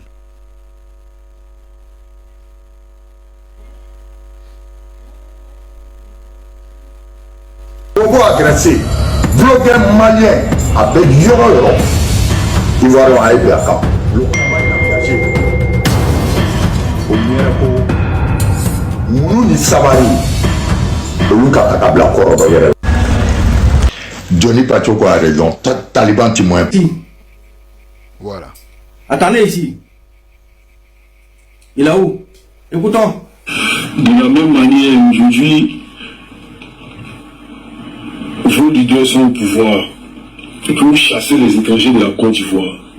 C'est de cette même manière, écoutez-moi bien, c'est de cette même manière que quand le pouvoir va changer, il n'y aura pas de Djoulabougou chez quelqu'un. Il n'y aura pas de Djoulabougou chez quelqu'un. Ça, c'est une très bonne chose. Donc, vous voyez ici, il met une vidéo d'Oxymore, d'accord, et derrière, il va répondre. Et quand il va répondre, en fait, qu'est-ce que monsieur le procureur va faire? Monsieur le procureur regardera, en fait, d'accord, qu'Oxymore. Il ne regardera pas le monsieur qui est derrière. Est-ce que vous voyez? Si on veut faire de l'exemplarité dans la discipline, dans les deux cas, il faut que l'État intervienne. Mais c'est sur Oxymore que les gens seront focus. Et le monsieur qui est derrière, on ne prendra pas en fait sa parole. Or, le monsieur qui est derrière, j'ai même vu un panel où 6 Ben participaient. Ils étaient allés et à un moment même, ils ont dit qu'ils ont tapé des personnes âgées, d'accord, qui seraient en train de rôder autour de l'Élysée et autres, et ils étaient contents. Mais bizarrement, eux, quand ils tiennent des propos de violence et autres, on ne parle pas de cela. Ils se sentent intouchables. Ils sont puissants. Je ne vais même pas mettre les vidéos de Sisi. Vous connaissez les vidéos de Sisi. Sisi, il a un pouvoir. Lui, il peut te mettre ta photo. Il met ta photo et puis on t'interpelle. Il est fort. Peut-être c'est son doigt où. Mais tout le monde connaît les vidéos de Sisi. Je n'ai même pas revenir dessus. Ce serait faire de la publicité gratuite. Vous connaissez les vidéos de Sisi, mais le procureur, M. Bramakone, il ne sait pas. Avançons et puis on va truc. Écoutons. À travers une vidéo, un appel à la limite à l'insurrection. Un appel à la provocation des troubles à l'ordre public. Vous avez vu? Ça, c'est clair et net, la vidéo parle. Voilà. Donc, en fait, aujourd'hui, si vous dites aux gens restez mobilisés, ça risque d'être un appel à l'insurrection. Donc, il faudra faire attention à vos propos. À cette allure-là, est-ce que même on peut s'exprimer en Côte d'Ivoire? Regardez ce matin, j'ai vu un truc qui m'a bluffé aussi. C'était quoi? C'était ça. J'ai même dit à un ami, j'ai l'impression en fait, vous savez... Attendez, je vais vous montrer. Attendez, c'était ça. Il faut que je fasse attention. Attendez, c'était pas... C'était quoi la photo? Ah, j'envoie à mon pote. Attendez. Le truc disait quoi? Ça m'a fait penser en fait quand on parle de... Vous savez, dans les trucs de l'Apocalypse, ils disent que oui, on va avoir une seule monnaie, on va avoir dans les livres, moi je suis pas très truc, hein, mais c'est intéressant quand même, c'est marrant. En fait, on parle du gouvernement mondial. Le gouvernement mondial, c'est, gars, en fait, tout le monde doit être comme ci, on doit être comme ça, on doit être... En fait, ça m'a fait penser à ça automatiquement. Je l'ai pris sur le site de la Direction Générale de la Police ivoirienne. Voici ce qui est mentionné. D'accord, un instant, je veux juste voir si... Voilà. Et voici, regardez. Tac. Ça m'a fait penser à ça automatiquement. Une façon de communiquer, on doit faire attention à tout, talala. Voilà, c'était ça. C'était ça. Ouais, une affiche comme ça. Faites attention, sensibilisation, DGPN. Ouais, faites attention à vos mots. Ils pourraient être vos mots. Servir notre vocation, merci de nous faire confiance. Faites attention à vos mots. Vous voyez? Et puis on sort ça, tac, tac, tac. En fait, ça tombe pile poil dans la période des élections. Pile poil dans la période des élections. C'est-à-dire, en fait, on veut faire peur aux gens de l'opposition de ne même pas dire des choses. En fait, pour moi, c'est une cabale. Parce que si vous voulez faire ça là, vous allez arrêter plein de militants du RDR. Je vous le dis clairement, hein, vous allez arrêter plein de militants. Vous savez, tout à l'heure, là, il y a quelqu'un qui a écrit ta mère con.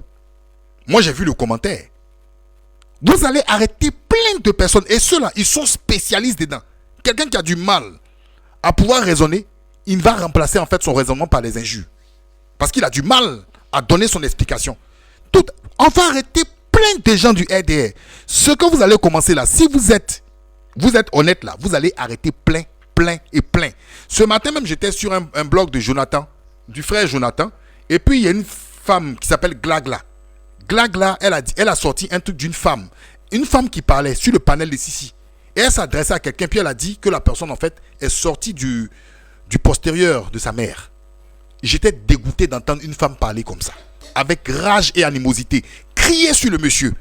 Donc là, quand vous dites faites attention à vos mots, monsieur, d'accord? Monsieur le procureur, il faut commencer à éduquer les enfants du parti au pouvoir. Parce qu'ils sont nombreux. Et franchement, en termes d'éducation et de propos, ils ne sont pas en fait d'accord les bien placés. Ils ne sont pas du tout les bien placés. C'est que les prisons au Côte d'Ivoire vont être remplies. Et j'adresse le message à la Direction Générale de la Police Nationale. Si vous êtes honnête, vous ferez attention, d'accord, à ce que je suis en train de dire. Si vous êtes malhonnête, vous allez juste noter mon nom pour dire voici quelqu'un qu'on pourra piocher. Bon, je ne crois pas trop en l'honnêteté, en fait, à vrai dire, en fait, de la démocratie. Franchement, je n'y crois absolument pas. Surtout sous nos tropiques, je ne crois absolument pas. Pourtant, vous êtes friand de la démocratie. Vous dites qu'aujourd'hui, vous vous comportez aux pays occidentaux.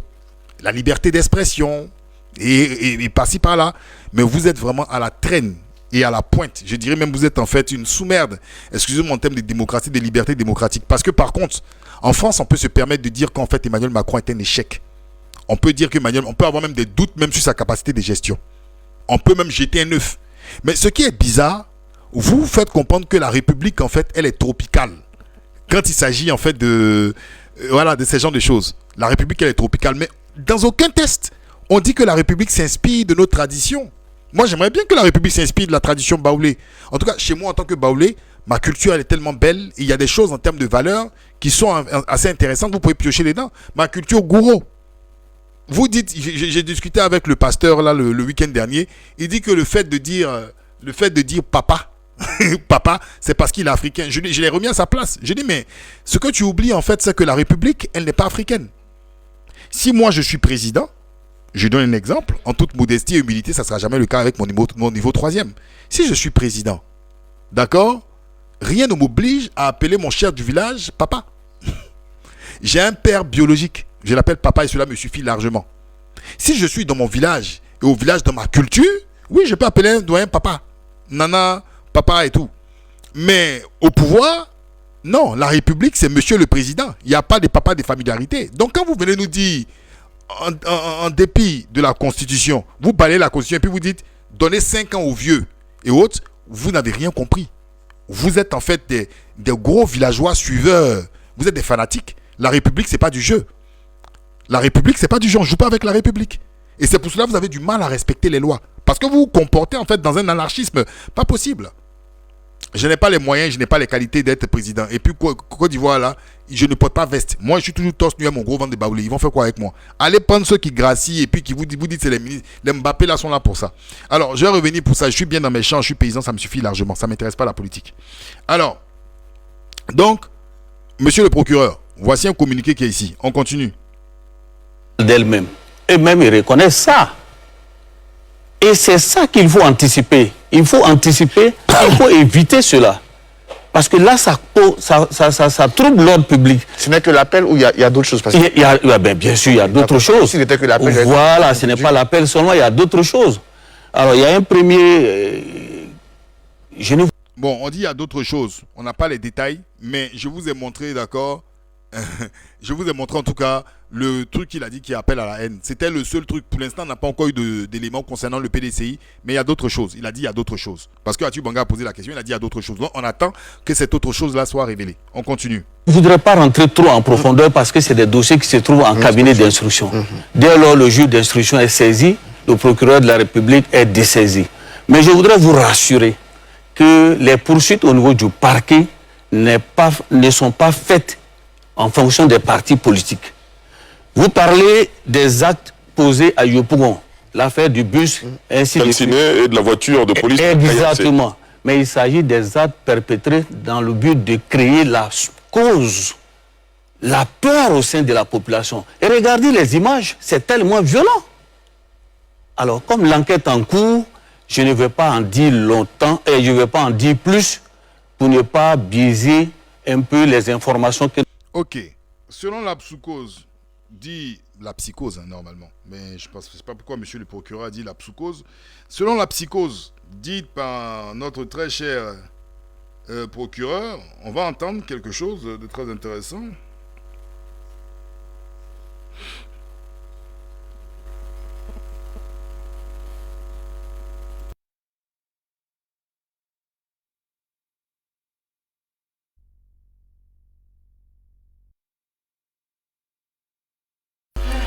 Alors, j'ai demandé déjà, en fait, où il y a le plus 22. Je vais demander à tout le monde, en fait, de taper le plus 22. Continuer à atteindre le challenge, l'objectif. Je pense pas que l'objectif soit atteint. Tapoter et partager parce que j'ai pas envie d'être coupé. D'accord? On va écouter aussi. Il y a des informations assez intéressantes. Alors, donc, on va dire... On va regarder le communiqué du procureur, c'est très important. On continue de tapoter et partager, s'il vous plaît, mesdames et messieurs. Nous sommes 663, normalement, on doit être à 700 et facilement à 800 parce que il s'agit, tu vois, c'est qui était ça allez, go. À ton blanc, FR. On tapote et on partage. Vous êtes 669 personnes, 600 personnes. On va arriver facilement à 1000 personnes, en fait, pour pouvoir véritablement sensibiliser, échanger et discuter. Parce qu'après, en fait, ce qui est bien après le Marigot Ivoire, il y a bien évidemment en fait le passage surtout de notre très chère Kofi, co-présentatrice de l'émission, qui pourra vous interroger, vous poser des questions et vous pourrez même poser des questions. Donc à côté du bonhomme, il y a le plus 23. On continue de tapoter un partage. Sans plus tarder, je vais vous montrer. Parce qu'il est en train de parler en fait de l'affaire du 2 août à Yopougon. Donc je vais profiter pour vous faire lire le communiqué du procureur sur Brahma Koné, qui ce soir nous informe concernant l'affaire Lida Kwasi.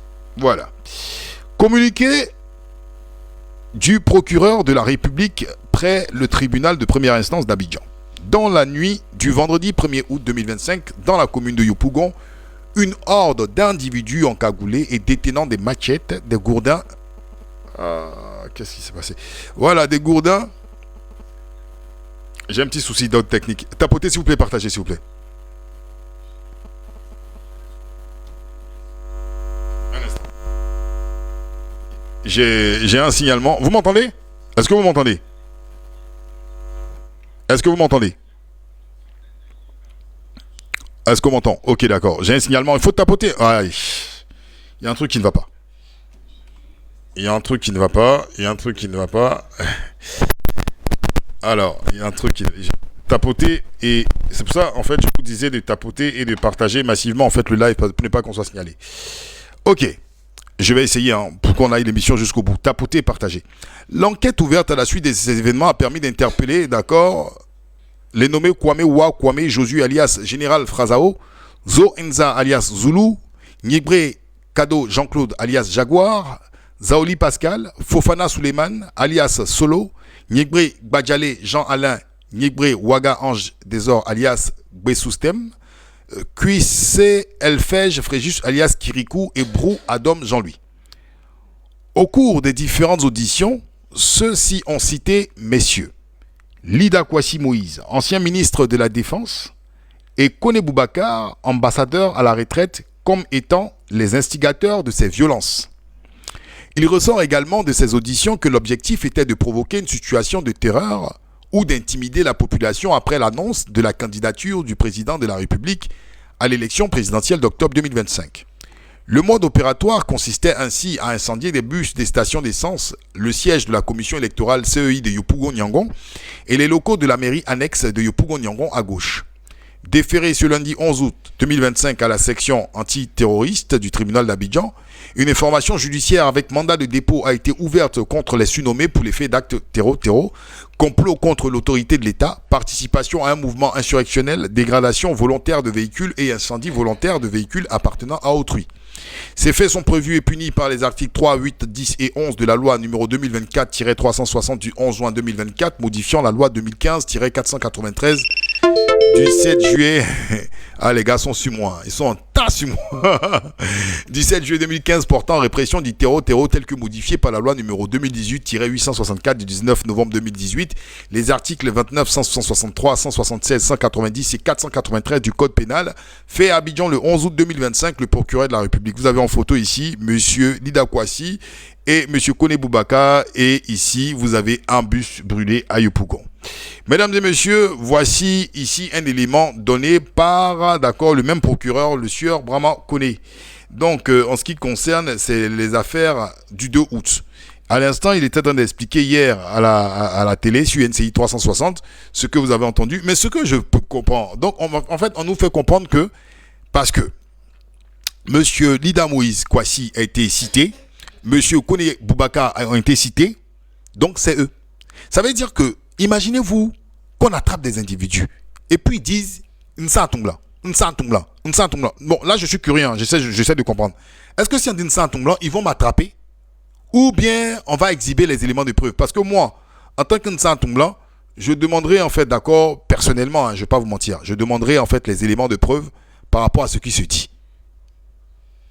Je vais demander, même si le procureur, M. Brahma Koné, écoute mes lives, il sera en colère. Je comprends. Il va se dire, mais il met en doute ce que j'ai dit. Mais monsieur, ok, les gars ont dit c'est moi. Mais quels sont les éléments de preuve?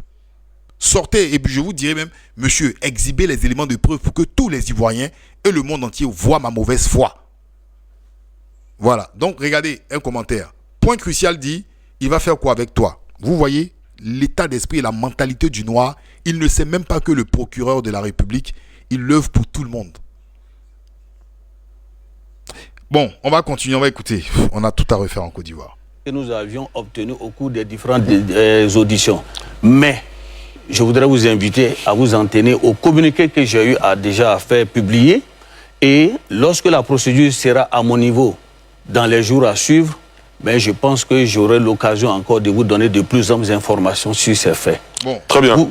Oui, allez-y. C'était cette dire de la veille, donc les informations sont sorties. On a eu le communiqué du procureur aujourd'hui. D'accord?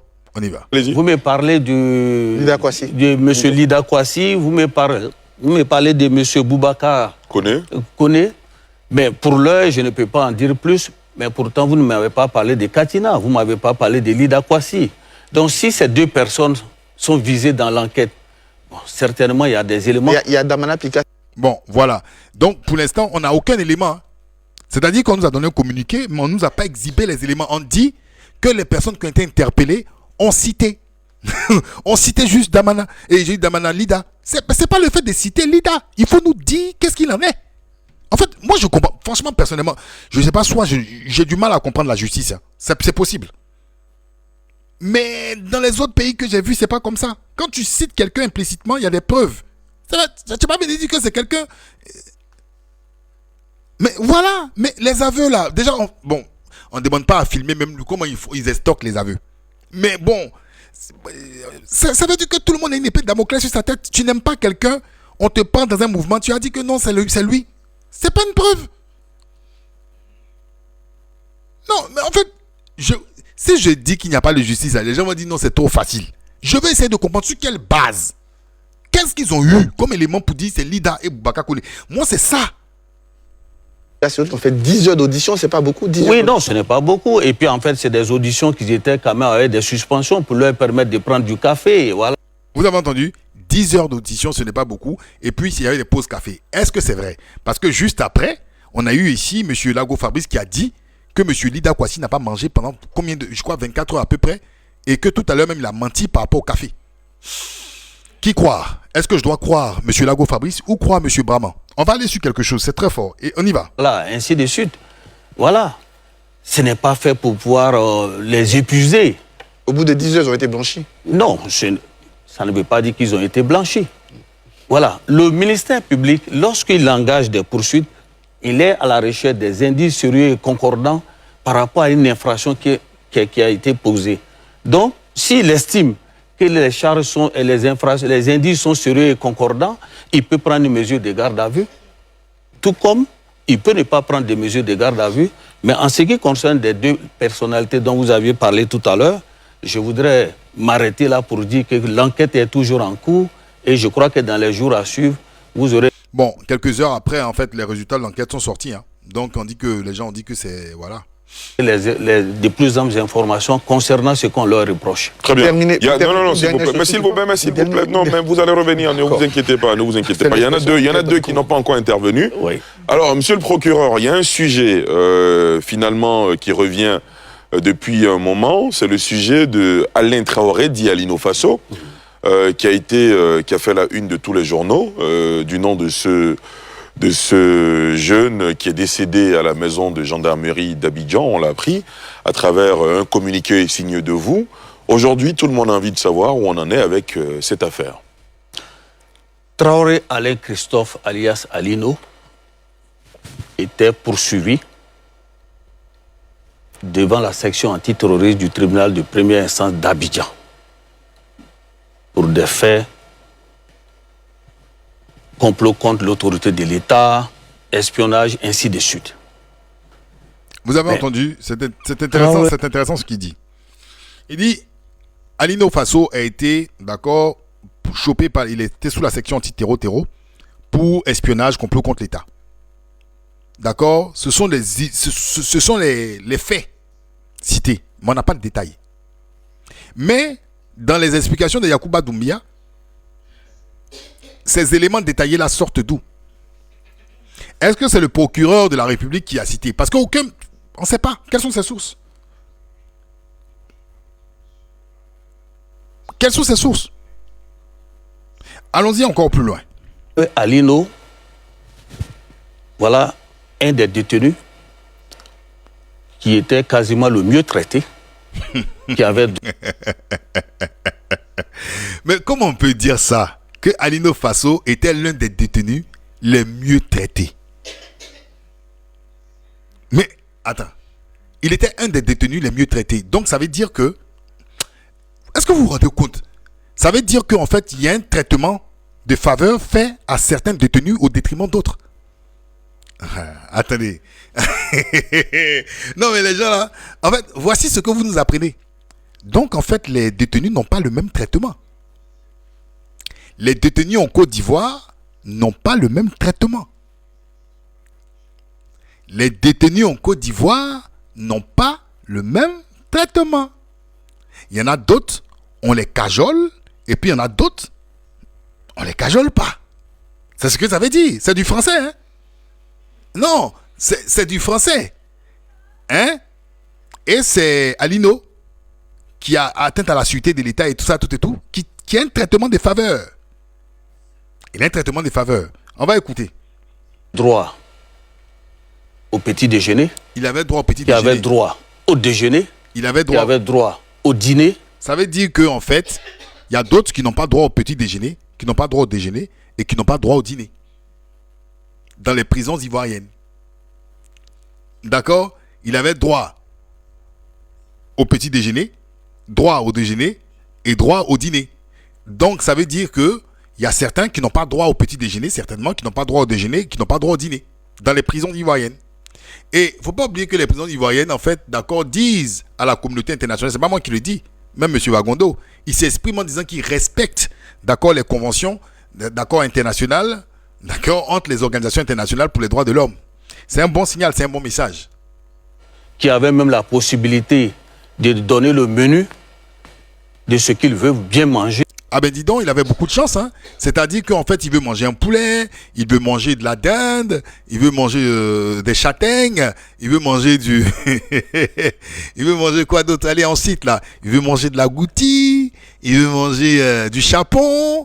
Il a tout, Alino. Parce qu'il est spécial. Comme c'était un espion étant, Alino mangeait bien, en tout cas. Alino mangeait très bien. Mais, contre toute attente, on constate qu'il est décédé. J'ai ouvert une information judiciaire pour la recherche des causes de la mort. C'est ce que la loi impose en pareille circonstance. Et le juge, le doyen des juges d'instruction étant saisi, alors je ne peux pas en dire plus. Très bien. Bah, là, il n'a pas dit, il a constaté le décès. Mais on sait qu'Alino, c'est... Attends. Il est décédé ou bien il s'est suicidé? De toutes les façons, un suicide est un décès. Mais la façon dont tu le dis, il ne parle pas de pendaison. Là, il y a un problème, là. Il devait nous dire, parce que, puisqu'il y a eu un médecin légiste, monsieur le procureur, il y a eu un médecin légiste qui est venu, qui a dit qu'Alino a failli d'abord s'ouvrir les bras, d'accord? Et il a pris un drap.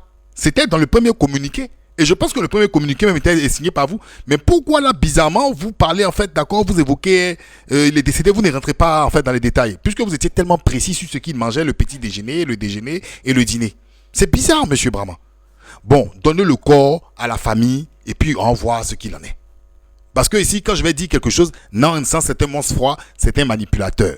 Donnez le corps à la famille, donnez le corps aux Burkinabés. Ils vont, d'accord, constater ce que vous avez dit. Merci en tout cas de vous être bien occupé et je profite de l'occasion pour vous dire aussi de donner le petit déjeuner, le déjeuner et le dîner aussi à certaines personnes qui n'ont pas encore goûté de petit déjeuner en prison. Je vous en supplie, donnez le petit déjeuner, d'accord, et le dîner. Parce que la Côte d'Ivoire est un pays qui est semblable à la Suisse, on a les moyens. Allez, on y va. Autre question que les gens se posaient naturellement, c'est pourquoi il n'était pas en détention à la maison d'arrêt et de correction et plutôt à l'école de gendarmerie. C'était juste pour sa propre sécurité. Attendez, ça veut dire que Alino Faso, au pôle pénitentiaire d'Abidjan, il n'est pas bien surveillé. Ça veut dire que ceux qui sont au pôle pénitentiaire d'Abidjan, là, ils ne sont pas en sécurité. Ils ne sont pas en sécurité. Il faut être forcément à l'école de la gendarmerie pour être mieux sécurisé.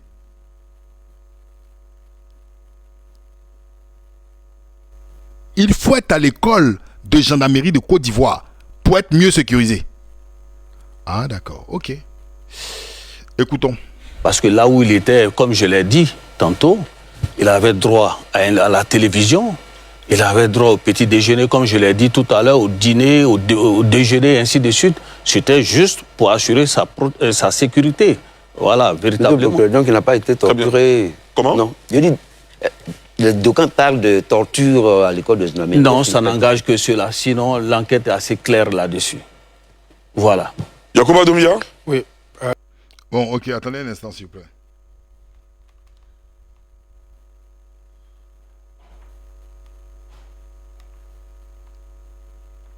Attendez. La procédure pénale, attends. Un instant. Monsieur le procureur, je prends le cas de Damana Picasse et quoi Justin. Oui. Je sais qu'ils ont été jugés, condamnés, et ils avaient été assignés dans leur lieu de résidence respectifs. Je crois Damana Picasse, quoi Justin pour Korogo, si ma mémoire est bonne. Et puis Damana Picasse, si je m'en tiens à son lieu de résidence, je ne sais pas si c'est Abidjan ou bien Fresco. Oui. Alors récemment encore, ils ont fait l'objet d'auditions. Je vais vous demander en fait de tapoter. Tapoter, partager. Au moins 100 personnes partagent parce que je suis signalé. J'ai l'impression qu'en fait ça rame, c'est lent. Est-ce que vous m'entendez? Ah, c'est bloqué. C'est bloqué, c'est bloqué. J'en étais sûr.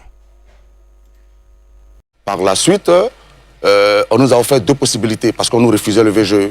On nous a offert soit la commune de Cocody ou la commune de Yopougon pour la manifestation.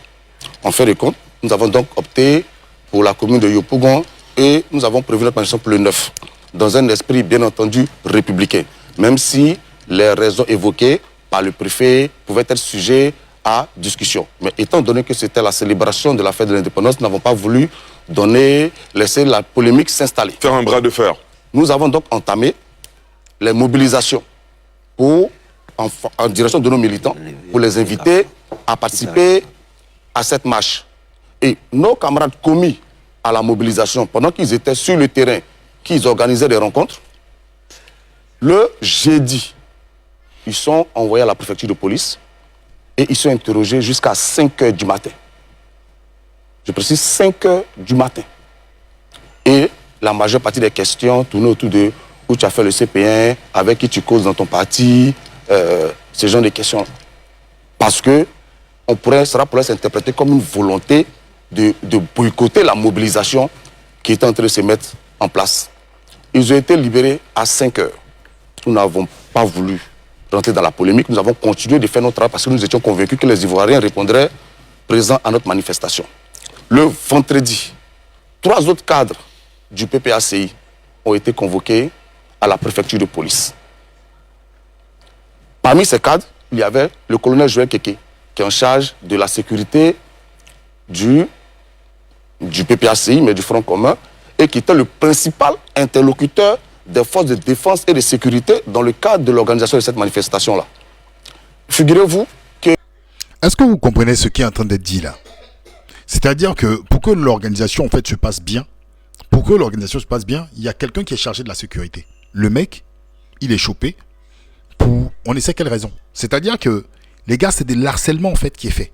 Soit ce mec-là est un menteur, c'est-à-dire Lago Fabrice est un menteur, sinon ce qu'il dit est quand même gravissime. Écoutons. Il a été gardé à la préfecture de police jusqu'au lendemain à 10 h, le samedi à 10 h. C'est-à-dire que quand nous sommes arrivés le samedi matin, nos camarades qui avaient été commis à la sécurité n'avaient pas d'interlocuteur. Ils ne savaient pas à qui s'adresser pour recevoir les instructions. Même les forces de défense, c'est lui qui avait fait tout le travail technique avec les forces de défense. On ne savait pas à quoi s'entendre. Tout cela laissait penser qu'on voudrait qu'il y ait du grabuge à cette manifestation pour faire payer cela aux organisateurs. En dépit de tout ça, nos camarades sont restés mobilisés. Et la manifestation s'est déroulée dans un esprit bon enfant. J'y étais, les forces de défense et de sécurité n'ont quasiment rien eu à faire parce que la mobilisation était éclatante. Donc vous me donnez l'occasion de rendre hommage à tous ces Ivoiriens qui sont venus réclamer le dialogue. Parce qu'on ne le dit pas assez.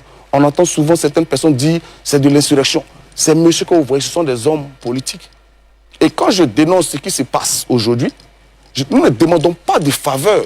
Nous souhaitons simplement que les droits de nos camarades soient respectés. Monsieur Djarassouba, figurez-vous, j'ai entendu ici le procureur parler, mais nos camarades qui ont été arrêtés dans le cadre de l'enquête sur le bus, on ne sait même pas où ils sont détenus. Personne n'a pu les rencontrer jusqu'à... Si ce n'est qu'aujourd'hui, en fait, qu'on vient d'avoir en fait la liste des personnes qui sont tous d'accord au pôle pénitentiaire d'Abidjan. Sinon, Madame Zaoli Pascal, par exemple, on n'avait aucune information en ce qui concerne d'accord sa destination depuis le 2. À ce jour, ni leur famille, ni leurs avocats. C'est à la télé qu'on les a vus dans une sorte de justice spectacle. Et après, on interroge nos camarades de la préfecture de police et on les met en face des déclarations que ces individus-là auraient faites. Mais ils étaient interrogés en l'absence. Au niveau du PPACI, nous avons les avocats du parti. Ça veut dire que... Donc ces militants ne peuvent pas récuser les avocats du parti. Or, tout à l'heure, le procureur, en fait, avait dit... Je prends les deux paroles, hein, c'est la parole de l'un ou l'autre. Le procureur avait dit, en fait, que d'accord, normalement, quand on interpelle des gens, leurs avocats sont présents. Et ils disent que ces personnes-là qui ont été interpellées n'ont pas eu l'assistance d'un avocat. Parce que quand on arrête quelqu'un, il y a une constitution d'avocat qui s'est faite. Article 90. On ne sait même pas où ils sont détenus jusqu'à ce jour. Personne n'a pu les voir. Ça fait bientôt une semaine. Et on prend des raisons politiques, dont des personnalités qui occupaient de hautes fonctions dans ce pays, et on les infantilise, on les humilie de la sorte. Figurez-vous que, par exemple, le ministre Lida Kwasi, c'est le lendemain, il a commencé à être interrogé à 22h. C'est le lendemain à 15h qu'il a pu avoir quelque chose à manger. Ok. Samedi, 22h après la marche, le 9, c'est le dimanche 10 à 15h qu'il a mangé. C'est quelqu'un qui a d'un certain âge. Il peut avoir même des pathologies, le diabète, je sais pas. Je suis pas médecin, mais bon, je donne un exemple. Comment on peut faire ça? Et tout à l'heure, on nous disait que oui, en Côte d'Ivoire, tant. Comment on peut faire ça? Bon, les militants du parti au pouvoir vous diront que Lida Kwasi a de la chance, contrairement à Guy Robert. Guy Robert, sa famille n'ont pas eu de chance. Mais bon, comme on veut prendre le discours qui est assez policier du procureur, on va se baser sur les faits du procureur. D'accord? Donc, il peut avoir la version du militant du RDR. Bon, le procureur, c'est un procureur de la République et non du RDR, normalement. Quel est le message qu'on veut passer? Et moi, écoutez, moi, je suis désolé, je pense que nous sommes des hommes politiques. Et je le répète, nous ne demandons pas de traitement de faveur. Nous demandons que nos droits soient respectés. Nous avons la liberté d'expression qui est garantie. Et ce que nous faisons, le seul tort que nous avons, c'est de ne pas être d'accord avec la gestion actuelle du pouvoir. Et pour cela, nous demandons qu'un dialogue s'instaure pour régler ces problèmes. Mais en lieu et place, qu'est-ce qu'on nous sait? C'est une véritable répression qui s'abat sur nos camarades. Tous ceux qui sont aujourd'hui chargés de la mobilisation PPACI, ils sont handicapés. Mais souvent, ça frise le ridicule. Je vais vous donner un exemple simple. Monsieur Blaise Las, on finit de l'interroger, on lui interdit de sortir de la ville d'Abidjan. Blaise Las, il habite en dehors d'Abidjan. Il fait comment? C'est-à-dire que toutes les fois qu'il doit aller chez lui à la maison, il est en infraction. Quoi, Justin, il travaille à Korogo. On lui interdit de sortir d'Abidjan. Et il est obligé de dire, ben, en fait, vous savez que je travaille à Korogo. Et puis on réaménage.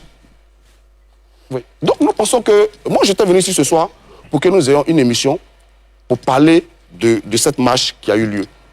Et rappeler aux Ivoiriens que le samedi prochain, le président Laurent Gbagbo leur adresserait un message depuis la place Figaro. D'accord. Mais je vais terminer là-dessus. Oui, allez-y, parce que là, j'ai eu au téléphone les camarades du parti par rapport à ce qui se passe à la préfecture de police. Oui. Et j'ai écouté aussi le procureur. Excusez-moi, j'ai été très mal à l'aise. J'ai eu l'impression que c'était quasiment des menaces qui étaient dirigées à de l'opposition. Quand on va disséquer des vidéos de manifestations pour savoir qui a fait une crise xénophobe, qui a fait... Donc ce soir, sans vous remettre en cause, moi je proteste. Je proteste avec cette manière inhumaine. Je proteste avec cette manière inhumaine de traiter les opposants politiques. Voilà. Je proteste contre cette manière cavalière de vouloir nous humilier parce que nous avons le tort de ne pas être d'accord avec le parti au pouvoir. Mais je rappelle aussi que le samedi 9, nous continuons de nous battre. Et j'étais venu ici pour débattre, comme je le disais, mais avec tout ce qui se passe aujourd'hui, je ne suis même plus confortable avec l'idée de continuer ce débat-là. Parce que qu'est-ce que je pourrais dire ici qui ne pourrait pas m'être imputé à la sortie de l'émission? Donc, allez, sans vous remettre...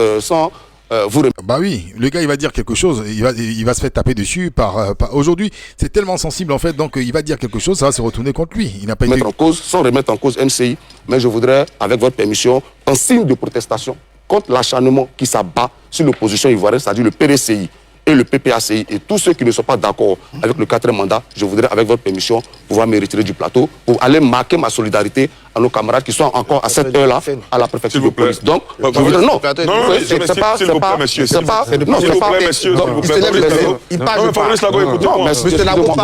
Mais je comprends pas, tu Banga, monsieur Lago, pas, je pas. Vous n'êtes pas venus ensemble. Franchement, c'est. Franchement, c'est. Bon, lui, je veux pas truc. Mais bon, on va quand même regarder quelque chose, d'accord? Je vais vous parler rapidement d'une dame, Pucherik Balé, d'accord? Qui a publié ça aussi. Rapidement. Alors, un instant. Vous allez voir. Vous allez voir, c'est marrant, je pars. Alors, un instant, je vais aller sur sa page, Pucherik Balé. Voilà. Donc, j'invite aussi le procureur de la République à se saisir de cette affaire de Pucherik Balé, s'il n'est pas au courant, hein, d'accord, tac. Alors, alerte, menaces inquiétantes. Contre Pucherik Balé, sa vie est en danger. Ce matin, lundi 11 août, un fait d'une extrême gravité a été constaté au domicile de la militante des droits humains, un président d'Alternative Citoyenne, ACI. Pucherik Balé, une inscription manuscrite inquiétante ainsi qu'un symbole ressemblant à une marque de ciblage ont été apposés sur le portail de son domicile, dans ce qui s'apparente à une intimidation manifeste et ciblée. Sur le métal du portail, on peut lire ici « Vie Pucherik Balé ». Sans doute une tentative d'écrit « Vie Pucherik Balé » est clairement une désignation d'identité. Cela signifie que la personne ciblée est bien identifiée à cette adresse. Le fait que son nom complet soit mentionné renforce le caractère personnalisé de la menace. Juste au-dessus de cette phrase menaçante, un symbole étrange, un signe graphique représentant 2 flèches croisées pointant vers le haut, rappelant un signe de ciblage ou de traque, a été dessiné avec insistance. En dessous, un mot gribouillé, possiblement Cheta, reste ambigu mais accentue le caractère énigmatique et inquiétant du message.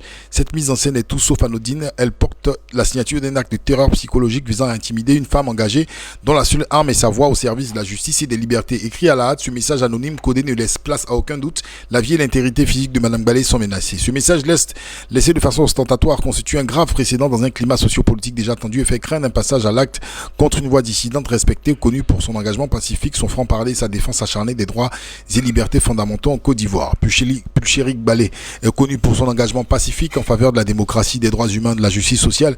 Cette intimidation manifeste fait craindre un passage à l'acte dans un contexte où les voix dissidentes sont de plus en plus ciblées et fragilisées en Côte d'Ivoire. Nous lançons un cri d'alerte aux autorités ivoiriennes pour qu'elles garantissent immédiatement la protection de Madame Balé et diligentant une enquête sérieuse, ils se sont trompés, à la communauté internationale, notamment l'Union africaine, la CEDEAO, l'ONU et les ambassades, aux ONG internationales, les droits de l'homme, l'Amnesty International, Human Rights Watch, FIDH et autres structures indépendantes. La vie de Pucherik Balé est en danger, il faut réagir maintenant avant qu'il ne soit trop tard. Donc c'est marqué ici, voilà, voici le symbole, ici, bon, vie c'est avec un T, mais bon, Pucherik Balé avec le signe comme c'était marqué sur son portail. Donc voilà, mesdames et messieurs, c'est un fait. Alors pour finir rapidement, en tout cas sur notre émission du Marigot Ivoire, d'accord, donc je vais vous montrer aussi cet élément qui est très important parce que je pense que la pédagogie est de mise en tout temps et voilà, notre Adjoumani, celui qui parlait du Burkina Faso, disait cela à l'époque. Son papier pour l'autoriser à être candidat. Mais Alassane, c'est Gbagbo qui a signé son papier pour l'autoriser à être candidat. Mais Alassane, c'est Gbagbo qui a signé son papier pour l'autoriser à être candidat. Alors, je le dis, mais Alassane, c'est Gbagbo qui a signé son papier. C'est très important parce qu'à cette époque, on a l'impression, parce que beaucoup des gens du RHDP disent que non, Gbagbo devait avoir son droit. C'était le droit de Gbagbo, c'était le droit de Gbagbo, Gbagbo avait son droit, Gbagbo c'était son droit, Gbagbo c'était son droit. Voici ce que Adjoumani, votre porte-parole, disait à l'époque. Mais Alassane, c'est Gbagbo qui a signé son papier pour l'autoriser à être candidat. Mais Alassane là, c'est Gbagbo. Mais Alassane, c'est Gbagbo qui a signé son papier pour l'autoriser à être candidat. D'accord. Donc ne l'oubliez pas. Vous avez la mémoire courte. D'accord. Et qu'est-ce que Gbagbo dit? Ah oui, mais peut-être 2000 de leurs militants. Oui, mais même leurs militants. J'espère pour eux qu'ils ont plus de 2000 militants. C'est 2000 familles qui sont pauvres en Côte d'Ivoire. Aujourd'hui aussi, c'est... Mais comment ils ont... Quel calcul ils ont fait pour arriver à 2000 Ah oui, mais peut-être 2000 de leurs militants. Oui, mais même leurs militants, j'espère pour eux qu'ils ont plus de 2000 militants.